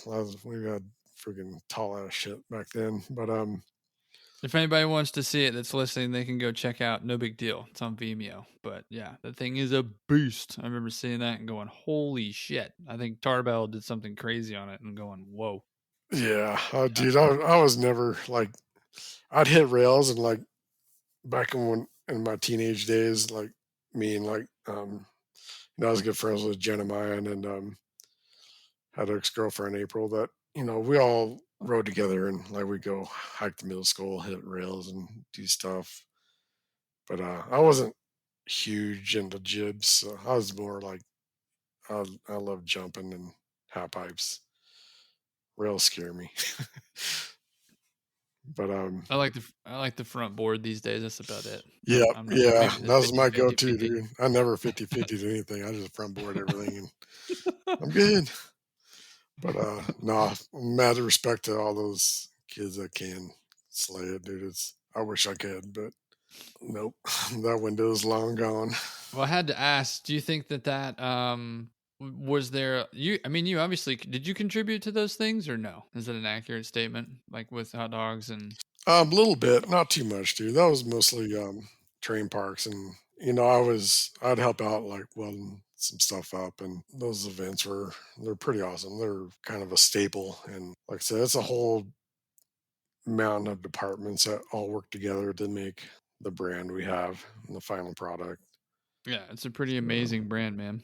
I remember being at the one in 2008 or 2009 at that hot dogs and handrails where Clayton actually has a part in a Walk on the Park movie. Like slayed it. I mean, in the cat and then just crushing it. yeah, In the video, and I'm going, wait, how does that work? That's amazing. yep. Do you think you enjoy training new operators just as much as you do building new features? Um, kind of. I love like teaching people new things and people that want to learn. I don't know it can be frustrating at times, but you just gotta have patience, and it ends up rewarding in the long run because the quicker you get them trained and you know up to speed and expand their skill levels, the more they're going to help you out in the long run.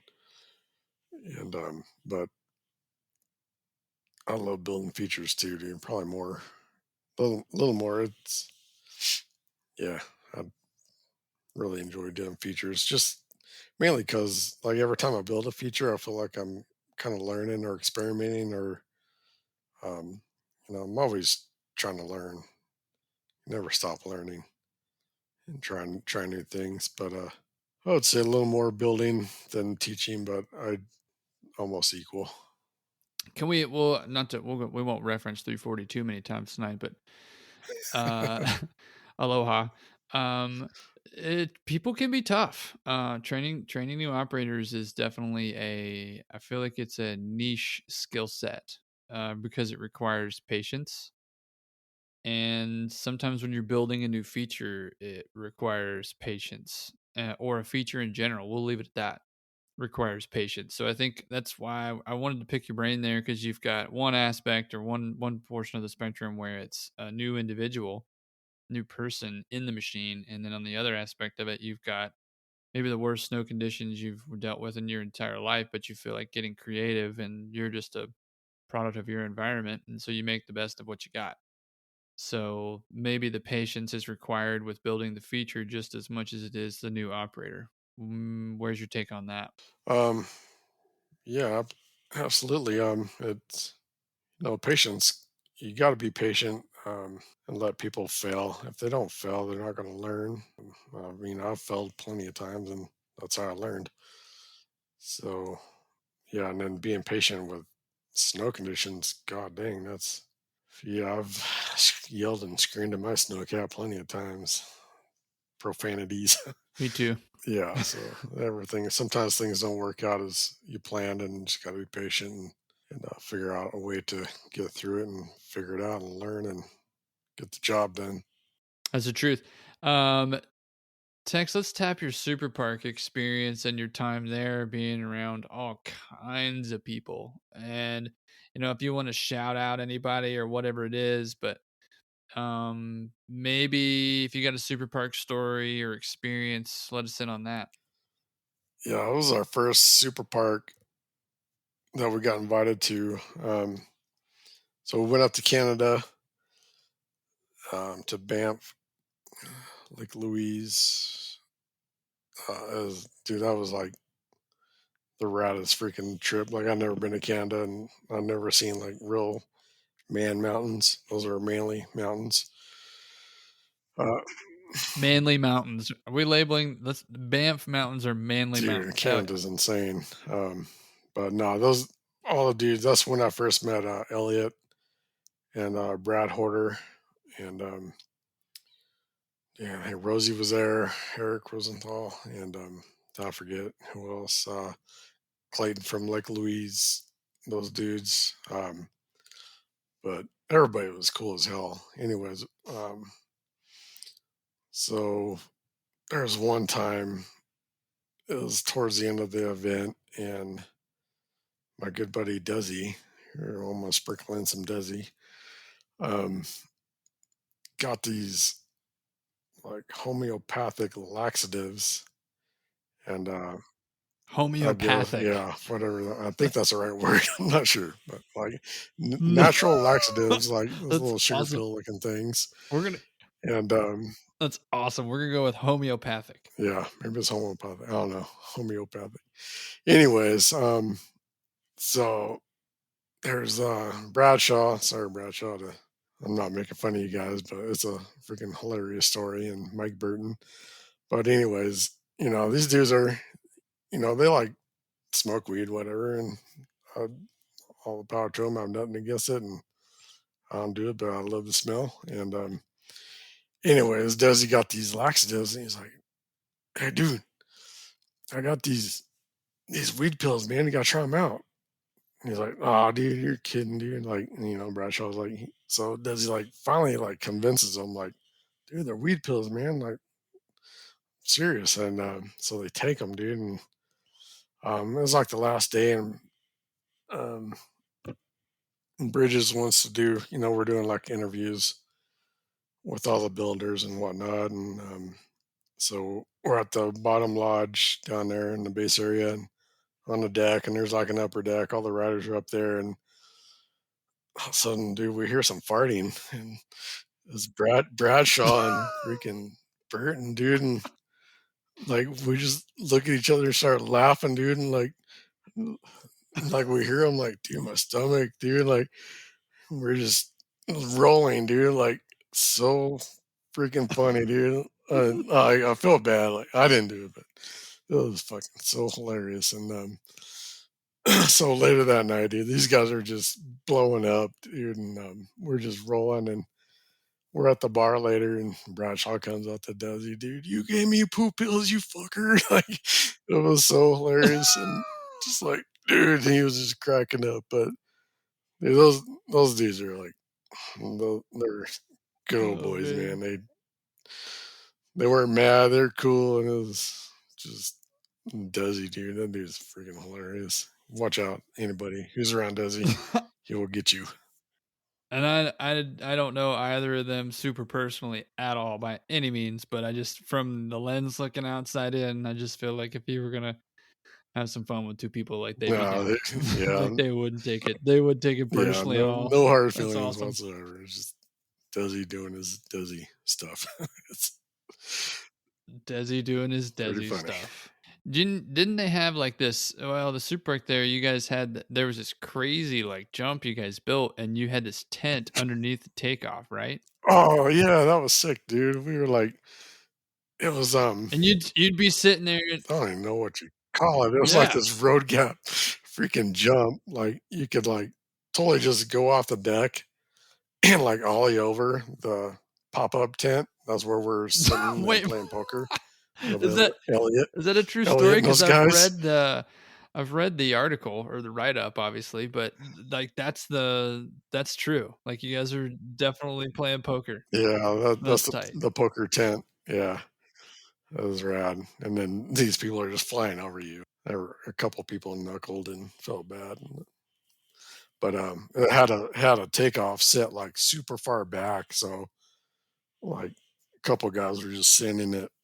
It was pretty sick, but yeah, it was like this weird setback takeoff with like a super long deck. The sides were cut out like a road gap, and we're at the bottom of the takeoff deck, and that's where we set up our easy up and played poker. And we had like this rail we set up. It was like a diving board rail kind of. You just hit off, and so we had like a jib or something too, incorporating the whole one feature.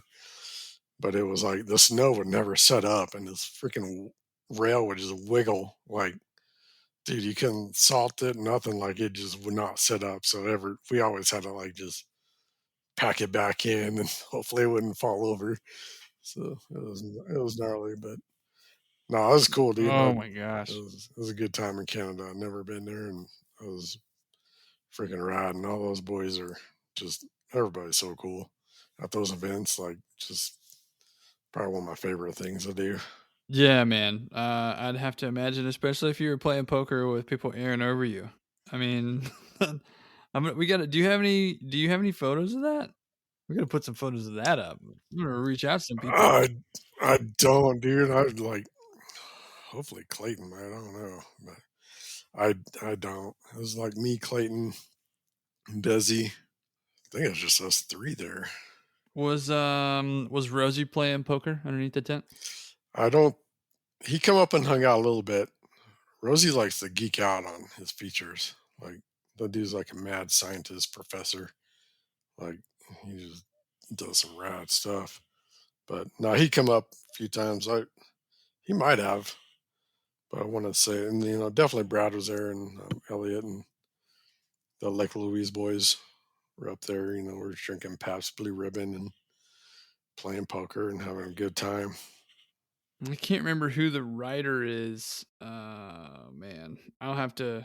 And the only reason I remembered this was because I was talking to Espen at Women's Superpark at June, and this was, man, definitely after that, years after that. But I remember talking to Espen about him, and his experience taking photos there and in Canada, and how rad that was.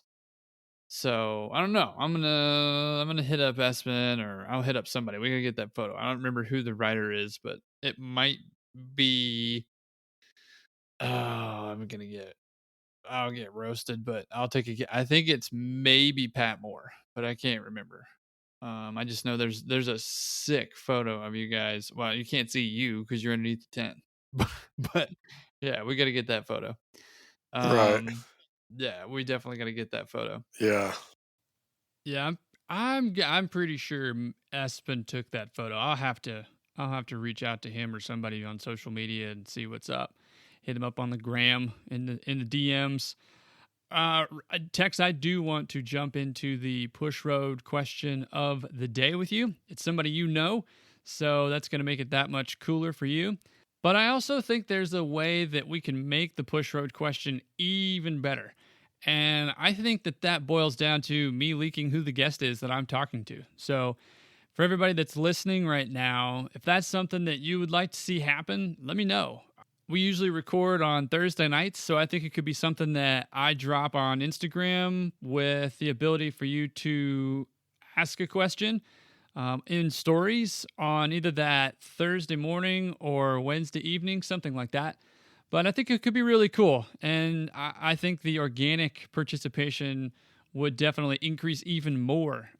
So yeah, if that's something that you as the listener would be excited about, let me know. The text for right now, I'm going to roll the intro and we're going to get into it.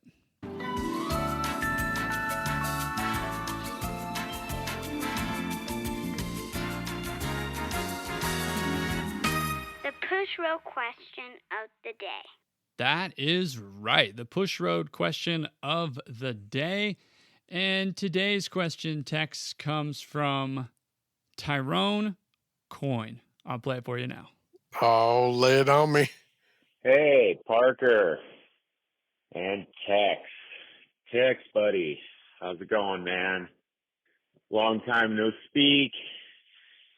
I know we chase each other around on the InstaWeb here a little bit, and I've really enjoyed seeing everything you're still doing these days. You guys are smashing it over there at Bear, as you always have. You're a legend, buddy, a great friend. You've taught me so much in this industry, and I love to see that you're still doing it. Did you ever think that after all these years, we'd still be doing this?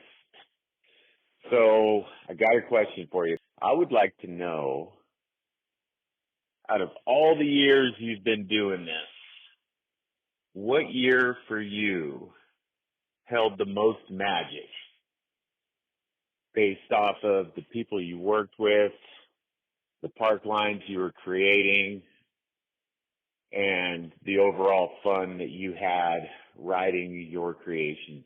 Because I know you and I and everybody like to still get out there and do it. You're a legend. You were a legend when I started at Snow Summit, and you're still a legend to me today, buddy. So keep it up. Keep it going.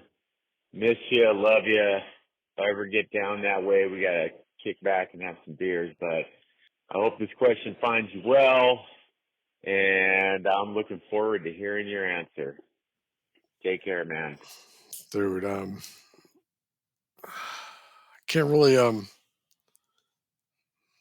far as dating the exact year, I'd say there gotta be late 90s, 98, 99 maybe. Whatever year it was whenever it was me, Tyrone, Desi, Benell, No Money, Mike Stevenson. Dude, just us in the park every night. Freaking every night, comedy hour. It was freaking awesome, dude. Just jabbing each other, heckling each other, just pranking each other. Dude, that was probably I wish I had that today. It was such a good time. I really miss it. It was, yeah, that was the best. Do we have a favorite? I mean, dude, I gotta know more about the comedy hour. Late 90s comedy hour on the radio. I can only imagine. Dude, let's go deep there if you can. You got any recollection of those radio conversations? Dude, like, it might have even been like early 2000s too, like bleeding into that era. But dude, Tyrone had all these like these nuts jokes. Like he'd call you on the radio. Like, hey Maya, what up, Tyrone? Did you get a hold of him? Get a hold of who? These nuts. Like, dude, just and he would get everybody. Like, it was freaking hilarious. Like, dude, and then Desi just his stories, like he wouldn't be joking. He'd just tell like real life stories about some crazy girlfriend he has, and like, dude, just every night it was just awesome. There's always a new story or something, or somebody would like push take off, backblade it, be all bitching. Somebody rolls up, just freaking blade curls the whole takeoff, and then keep going. Like, oh, see ya. Just like we just do crap like that to each other all the time, dude. Like, not really me. Like, I was kind of chill. Like, whatever. I just watch these guys just have fun, and I just laugh along. And dude, we're all such good friends, and just it was a good family unit there. And man, you got to be like that, dude. You like, it's good to have a crew like that to have fun, go to work with every day, and even outside of work, get along with and hang out with.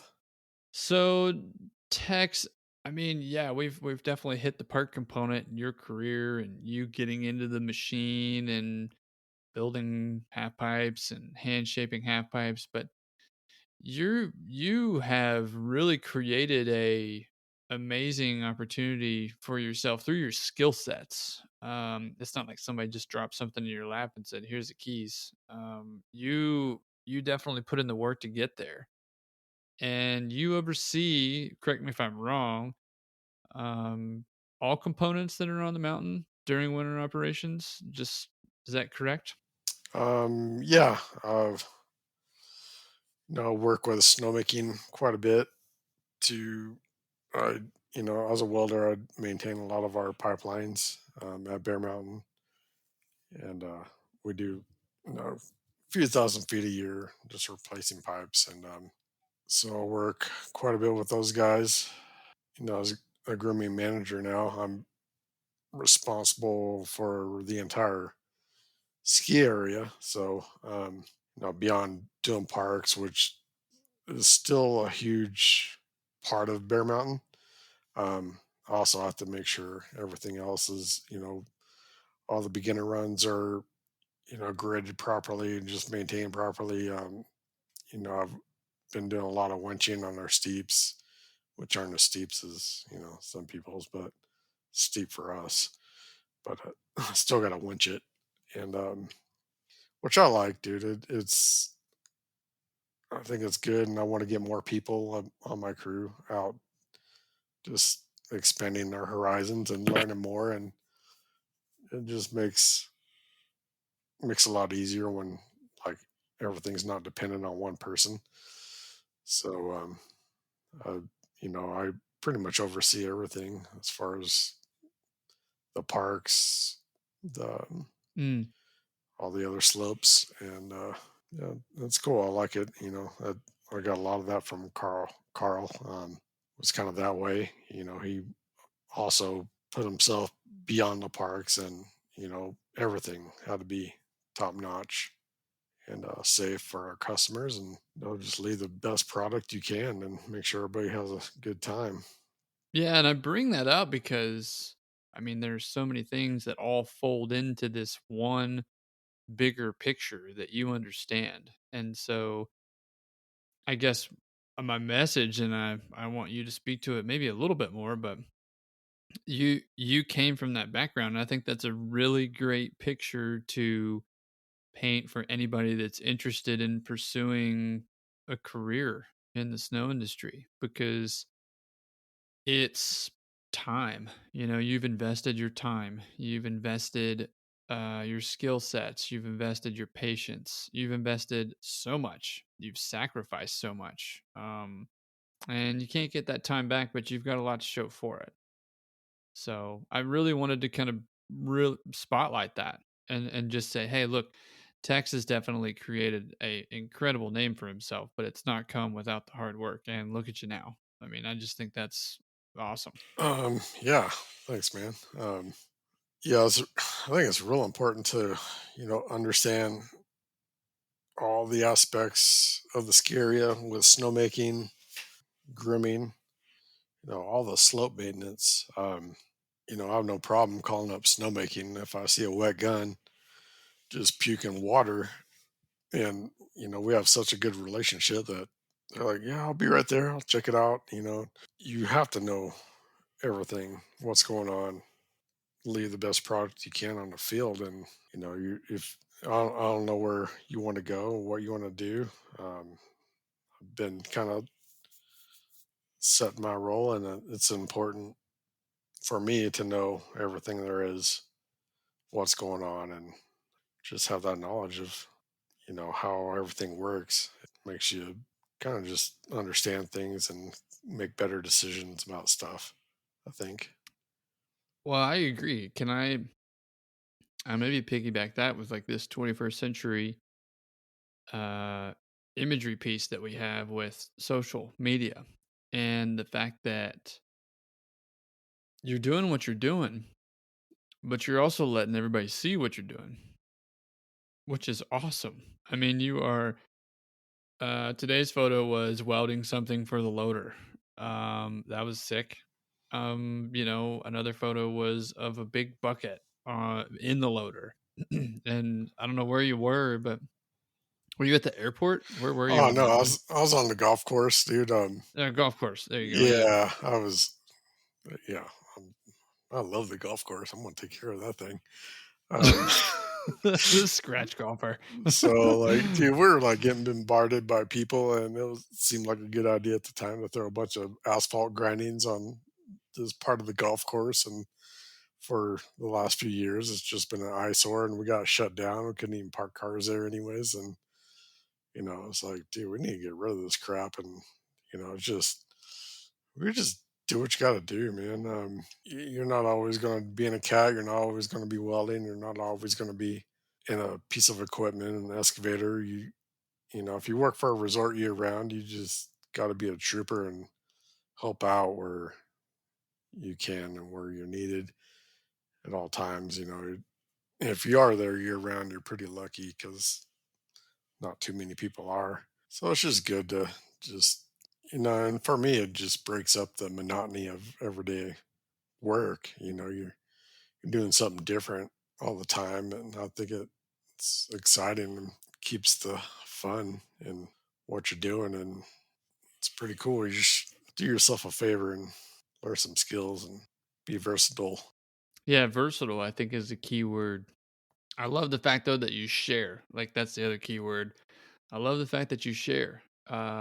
you've been in the game long enough to, and other people do too, but don't get me wrong, like there are other people that have been in the game for a very long time that definitely share on social media. But to see tech share on social media, it's not like, you know, not to throw anybody under the bus that likes to share a bunch of their food pictures, but you know, hey, check out my food. It's cool if that's your avenue for sharing. Like, absolutely, share the shit out of the food. But the I think it's awesome, like because it's so cool. Like you mentioned the variety of things that you're wearing, maybe different hats for, but you're going from running the loader and then you're welding on the loader and then you're pushing snow and then you're not in the push road anymore, you're wenching and you're pushing it uphill and it's just general grooming, or it's helping out wherever you can.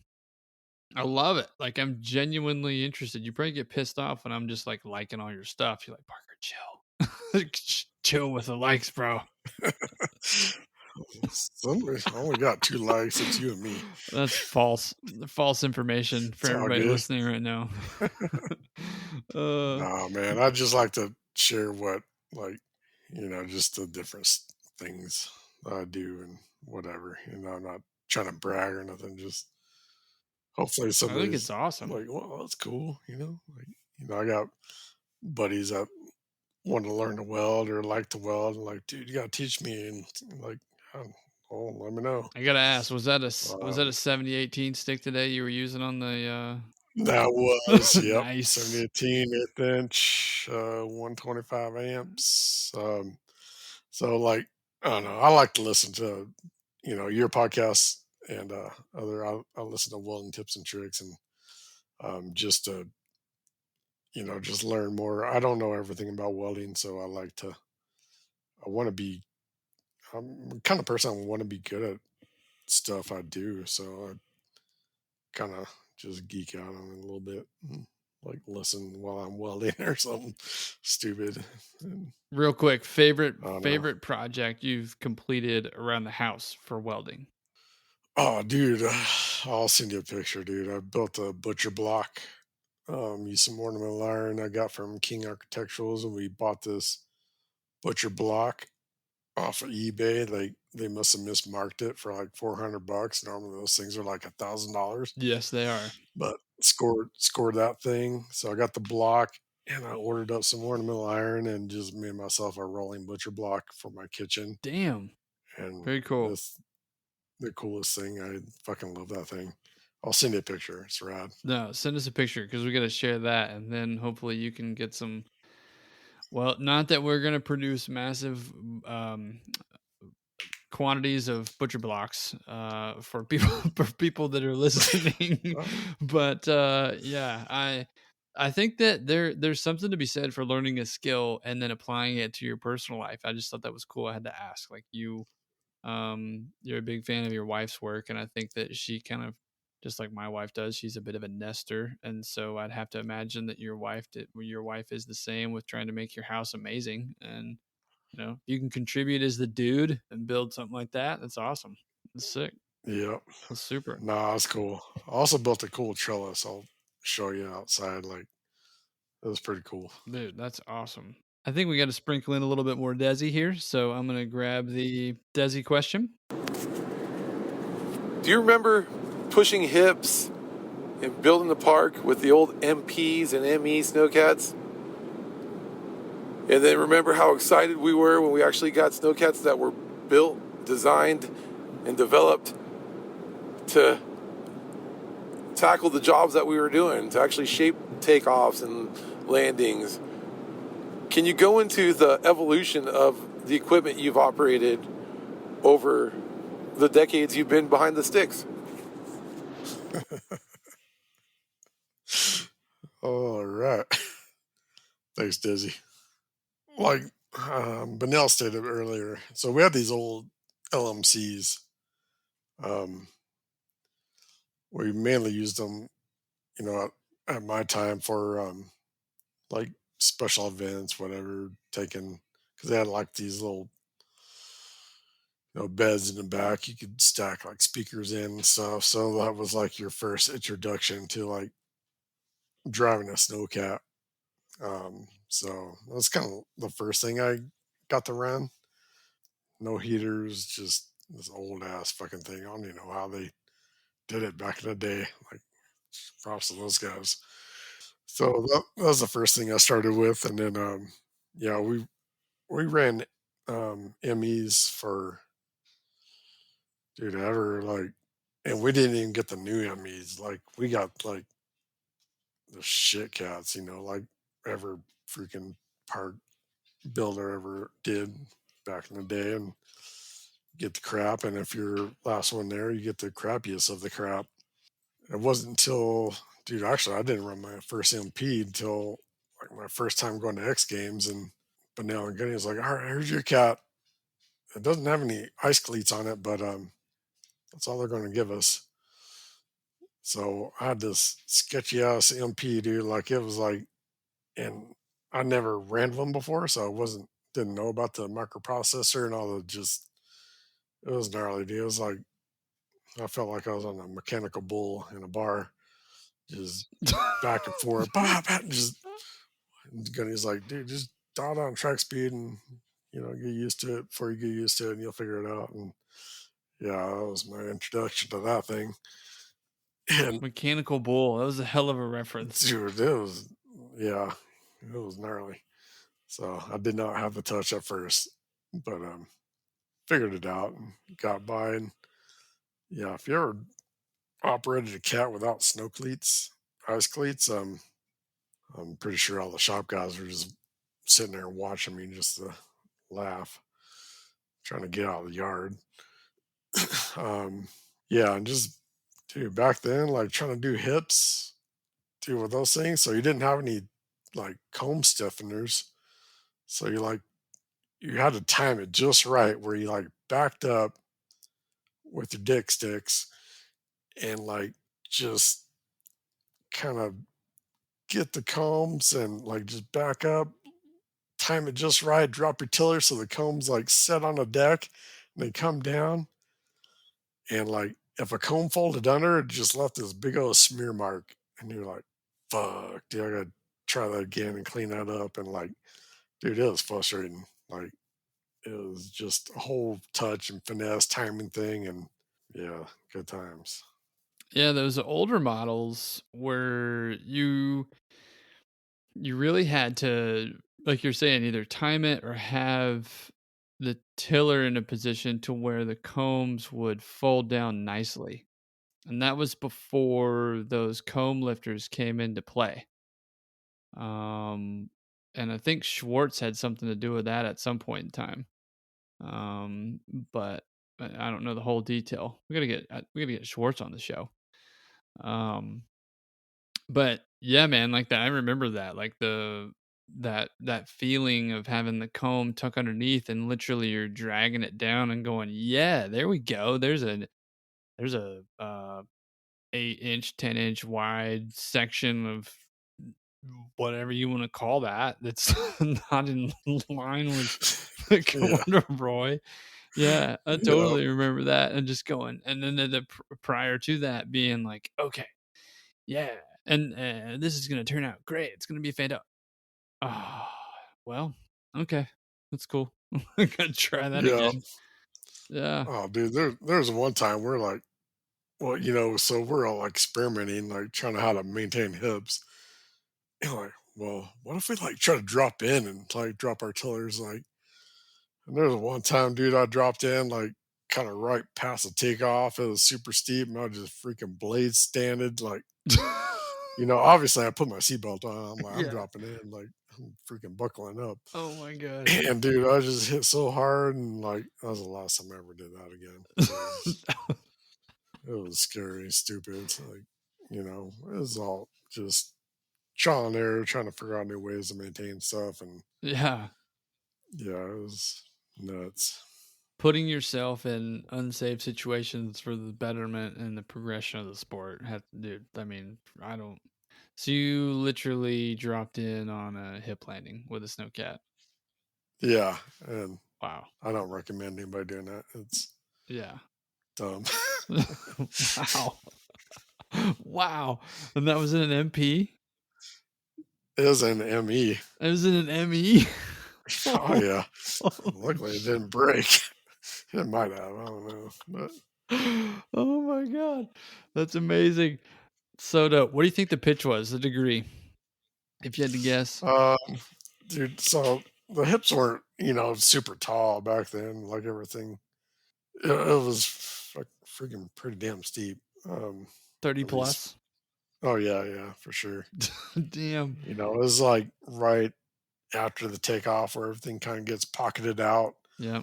and just kind of, yeah. Oh, we're just trying to figure out ways to maintain a hip, and yeah, that wasn't it.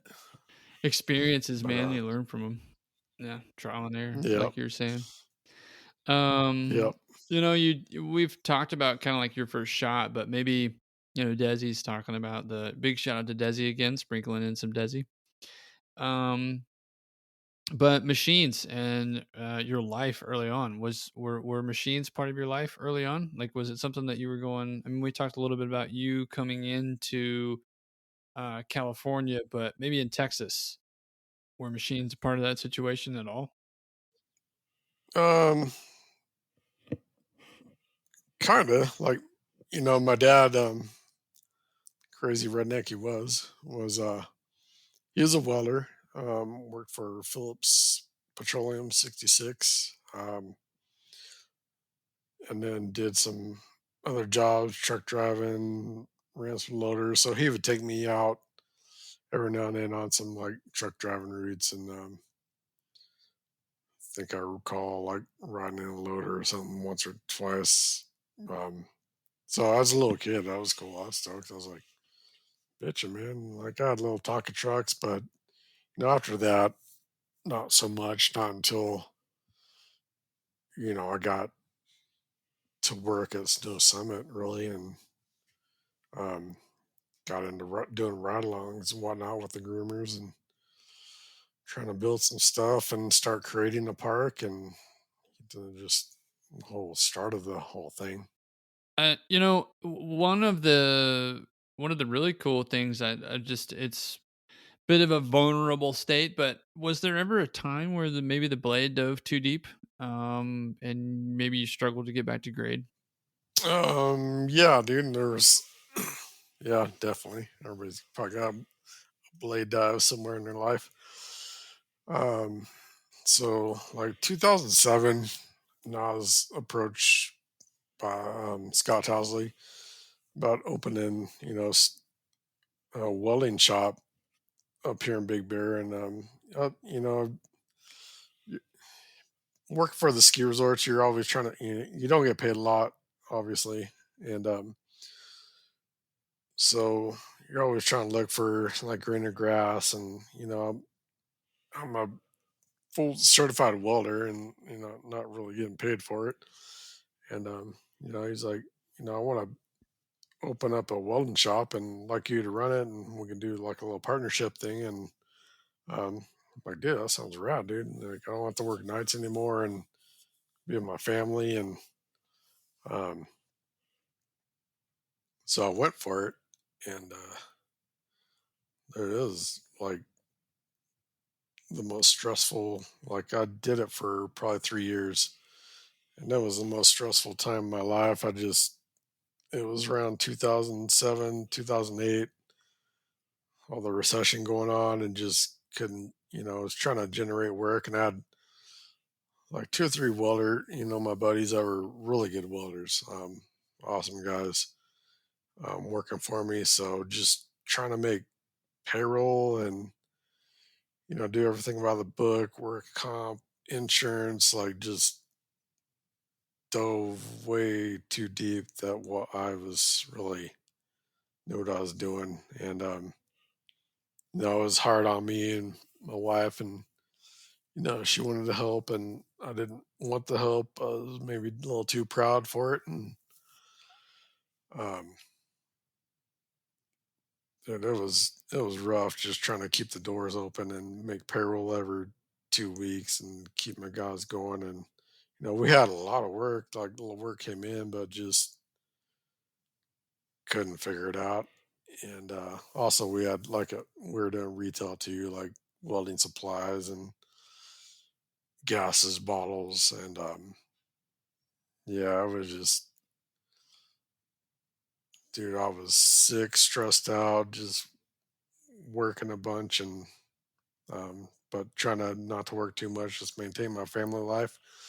Then one day, Carl Clauser came in, and I didn't really think I would be interested, but hit me up like, hey, we got a position open to run grooming at Bear, and I was like, "Am I out?" And I was like, "Dude, really? Like you're gonna like offer me like more money than I was making, even though it was like a partnership, but I never showed a profit. It was just I was stressed out, ready to. Oh no, it was just kind of saved me. I wasn't cut out for that, and it might have been different if I was out on my own doing it, but just being a rig welder and making money, but um, I really missed like being in the cat and building and creating and doing that stuff. I really liked it and didn't really knew how much I'd miss it. And when he came in that day, I was just like stoked. Like talked to Jennifer, and she's like, "You should do it. Like this is your chance." And the hardest thing I had to do that no day is call Scott and tell him like, "Hey man, I got this opportunity to take over grooming at Bear, and I'm not cut out for this. I can't do it." Um, that was one of the hardest phone calls in my life. I felt like I let him down, but I had to do what's right for me, take care of myself. Yeah, that's the most important thing that you got to do is take care of yourself. And sometimes making those phone calls are hard. Um, but yeah, that's heavy. So that was a partnership that you did with Towsley? That wasn't, Yeah, is that right? yeah, it was like a profit sharing um, kind of like I got paid hourly, like I had my salary, but then any profits we would you know like share or whatever. But it just I could never get it off the floor and never worked out, and there it was freaking stressful. Like, yeah, it was crazy. Gotcha. Yeah, that's heavy, man. I can't even imagine. Super heavy. Um, I do, and I would love somebody that we haven't discussed on the podcast yet is Jeremiah Pebley. And I know that Benell has kind of described Maya as, everybody's best friend. So, if you've got a Maya story or what it was like being around Jeremiah, I would love for you to kind of fill us in, man. I really would. Oh, I love Jeremiah. Um, we called him Pussycat because he was just like a pushover. Like we kind of all had our nicknames. I was Tex, Desi, and Tom Jenkins. Actually, we called him Tomcat. We had a Bobcat. Tyrone was Tyrone, but Jeremiah was Pussycat. Um, dude, he was just such a freaking nice dude. Like, and really good operator. He started a little bit after me, um, but I remember one night it was me and Jeremiah. It was one of my memories, fondest memories with him working, and we're like going up Westridge, which was our park. Um, hopefully, everybody knows Westridge, and so we go do Upper Westridge, and we give kind of Desi a job. Like, hey, dude, like Desi's kind of just starting out. Um, so he's a couple years behind us, but um, light years ahead now. He we give him a job on Stickbug Flats, which is just like this flat run where usually we do like pump rollers down it, so you can kind of get through it. Super fun And you section come of the down. park, by the way. Yeah. Super fun. So you hit Tree Head and then go down Stingbug Flats through the pump rollers. And then so me and Maya finish up maintenance up top and come down, we're coming down and towards the end of the night we're like just see these gigantic piles of snow down Stingbug Flats. And I get in the cat with Maya. I'm like, dude, where the hell is he? Like, I don't even see him. And we see this like little flag because the shop used to put these little like snowmobile flags on our tillers so you could see them. So you couldn't even see his snowcat, just his flag sticking up in between these piles of snow.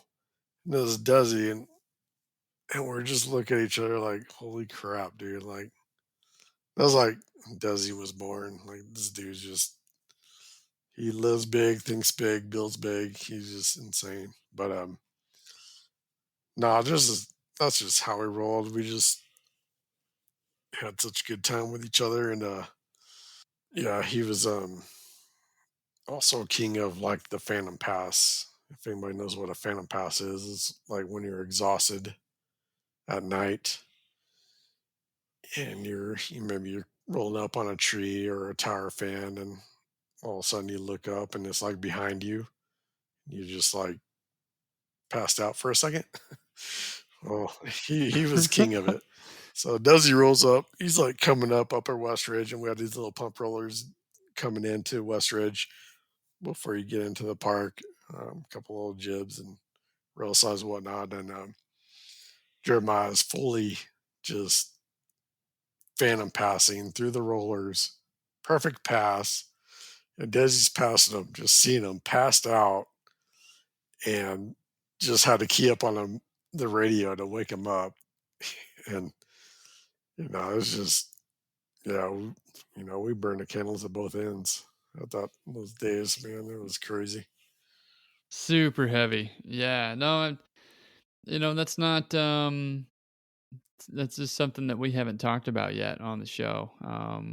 Jeremiah Pebley, Jeff Flood, and all the folks that have definitely contributed to the industry and are no longer with us. I think that's the hardest part sometimes for me, and talking about those individuals and bringing them up is that it's all in good. It's all in a good, positive light. We just want to make sure that people never really forget the individuals that have kind of paved the way for those who are participating now in a career. So, yeah, man, so cool. You got a story. That's dope. Nah, he's awesome, dude. I got this poster up on my locker in my office. Just him, like picture of him, like just classic Jeremiah. No, love life, heart of gold. Um, can't say enough about that dude. Wish he was still here. Um, I do want to know, um, just some best advice, that you've been given maybe in your career. Um, Dude, my best advice I've got was from Bob Sokolowski, and rest in peace, Bob Sokolowski.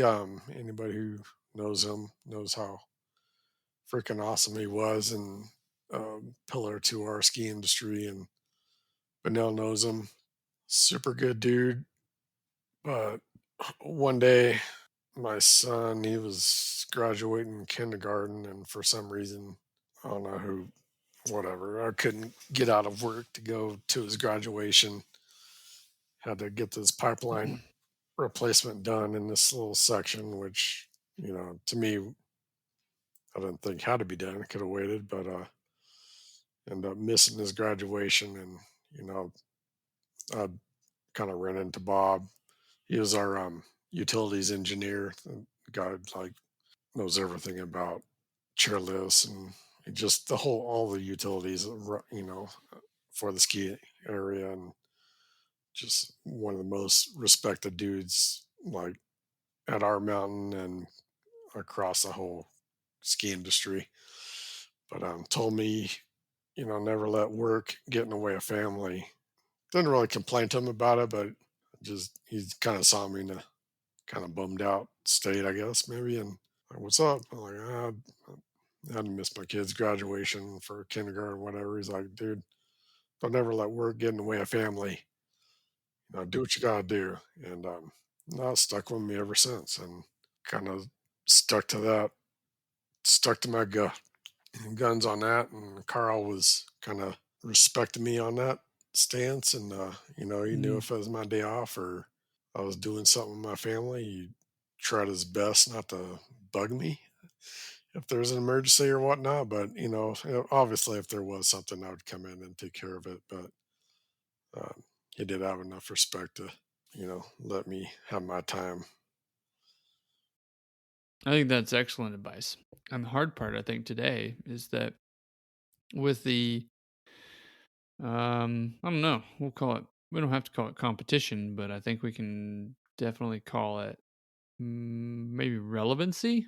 I think people sometimes get caught up in that realm of just trying to edge out maybe whoever is around them. Oh, And I absolutely. don't Yep. necessarily think that that's the right path. I think that, maybe not knowing all the answers is okay, but being able to, just as lots of people have talked on this show before, being able to balance it out with respect to career and family is super important, but it's also super hard to do too. Super difficult. Yeah, it's definitely give and take. So you just Yeah, it's super difficult to do that. got to make it work and Yeah. know when to say no. Yeah. I mean, I've struggled at it for sure. I'm still learning how to do it. It's just, it's kind of a, it's kind of a craft in itself, the balance piece. It's work. It's definitely hard work. Sprinkling in some more Desi. I think this is a good one. Here we go. Almost all my questions have been focused on your cat operating. We really haven't talked too much about your welding, and I don't know which one you excel at more. Do you have any good stories about maybe doing some pipe repair in a ditch or anything like that at the resort over your years and years of being one of the certified welders up there? All right, some pipeline stories. Sounds like Desi's on the road. He's probably on his way to Vegas, going to see his grandma Maybe, I and don't know. get in a poker tournament. That dude is a poker machine. Dude, there's somewhere I've almost been killed, and there's like some funny ones, like in Aspen where we're doing some pipeline. Like me and my buddy Brian, we're string welding up in Aspen. So we're just welding up some pipeline to get thrown in a ditch. And um, I can't even remember what run it is, but it's like their freaking downhill ski run, steep as hell. But we're string welding on this work road, so it's pretty flat. And so I got me and Brian, and there's this Mexican dude, Jose. And so I'm welding, I just hear this, holy crap. And so I look up, I'm like, what? And there's this freaking tire flying like 200 feet in the air, like comes down, hits their like some race course tower, I think, where they run their cameras across so they can, or something, and just flies into this canyon.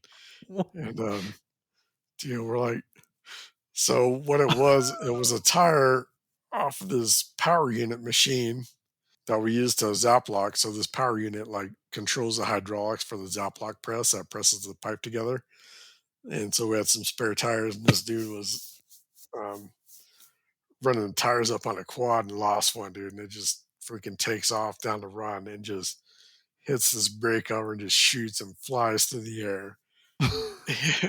And Jose is like, "Oh, I see the tire flying and I'm waiting to see the power unit coming behind it."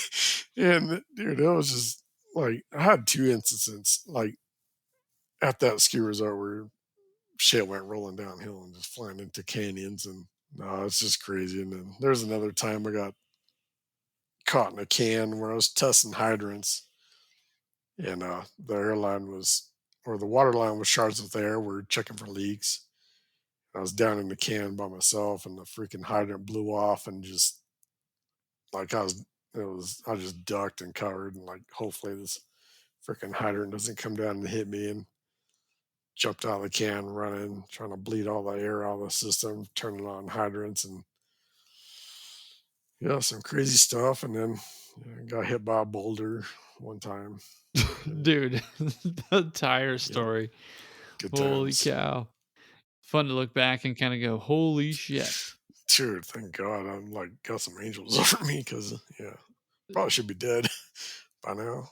No, just be safe out there, people. Stick to your safety guidelines. What do you think the future looks like, Tex? You can take it anywhere you want to take it. Man, I don't know where it's going.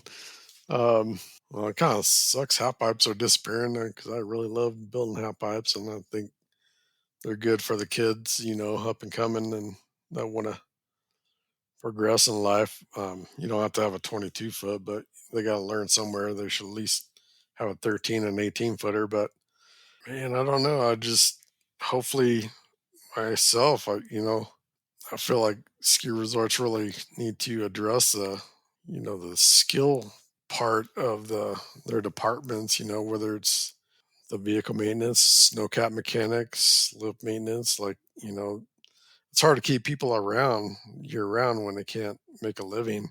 And hopefully, we can start seeing a little better pay for people that you need. Yeah, I'm not sure where it's going to go. I just hope, I see a lot of young people really catapulting into just being the best operators they can. I seeing 3-year, 4-year season operators, running winch cats, zogging, cutting quarters, just thrilled to learn and want to build and create stuff. So I'm not sure where it's going to go. I know parks are kind of scaled back. You got to kind of play to your customers and give them what they want, but at the same time, you need to find out how to keep the snowboarding evolving. I'm really not sure where it's going to go, but I know we're going to keep building parks. So hopefully everybody's stoked. Obviously I'm honored and humbled to have you on the show. And I just want to take a minute right now and say thank you for everything you've done for the industry and everything you've done for the people around you that have worked alongside you and traveled the journey the whole way. Tonight, I want to just thank you for being on the podcast, man. It means the world, and I'm honored. So thank you. Oh, thank you, Parker. Big shout out to all my family and my friends who, especially my friends and people that just gave me a hand when I needed one. And just my mom and family back in Texas say thank you and I love you. Yeah, just thankful for everybody that's been in my life.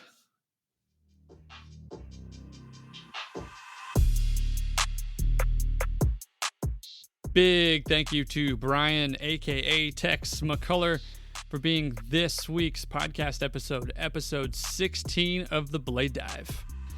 Tex definitely, I was stoked. I was stoked that Tex was able to talk about being a listener and how he keeps his cool, knowing that things are going to be okay. And that can be difficult for people sometimes. So mad respect for that ability. You're like a superhuman. Okay, if you haven't already subscribed to the podcast, please do so. Don't forget to leave us a review. It definitely does help out the show. And follow us on social media at The Blade Dive on Facebook, Instagram, and Twitter. Hey, I'm super serious about the push road question. If it's something that you guys would like for me to clue you in on who I'm talking to, let's do that. I would love to have even more involvement. So let's make that happen if it's of interest. Okay, you know the deal. Don't be a dick. Fill your machine up with diesel at the end of your shift, please.